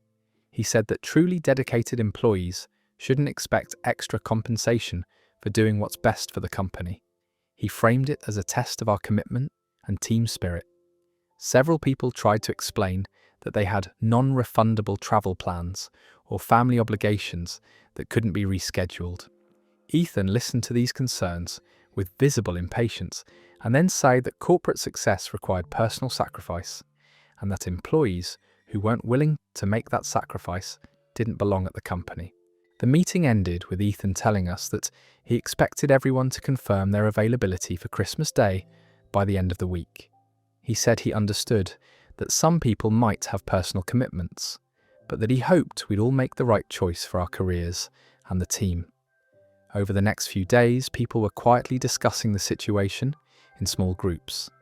Everyone was frustrated and looking for ways to push back against Ethan's unreasonable demand. Some people started researching company policy and labour laws to see if he could actually force us to work on Christmas. On Thursday, one of my co-workers brought up the Christmas Day requirement during a company-wide meeting with upper management. She asked if this was a new company policy or if it was specific to our department. The VP of operations looked confused and said he wasn't aware of any plans to have departments working on Christmas Day. It turned out that Ethan had made this decision entirely on his own, without consulting with anyone above him in the company hierarchy. When the executives learned what he'd done, they were not pleased. Ethan had to send out an email the next day, retracting his Christmas Day requirement and apologizing for any confusion.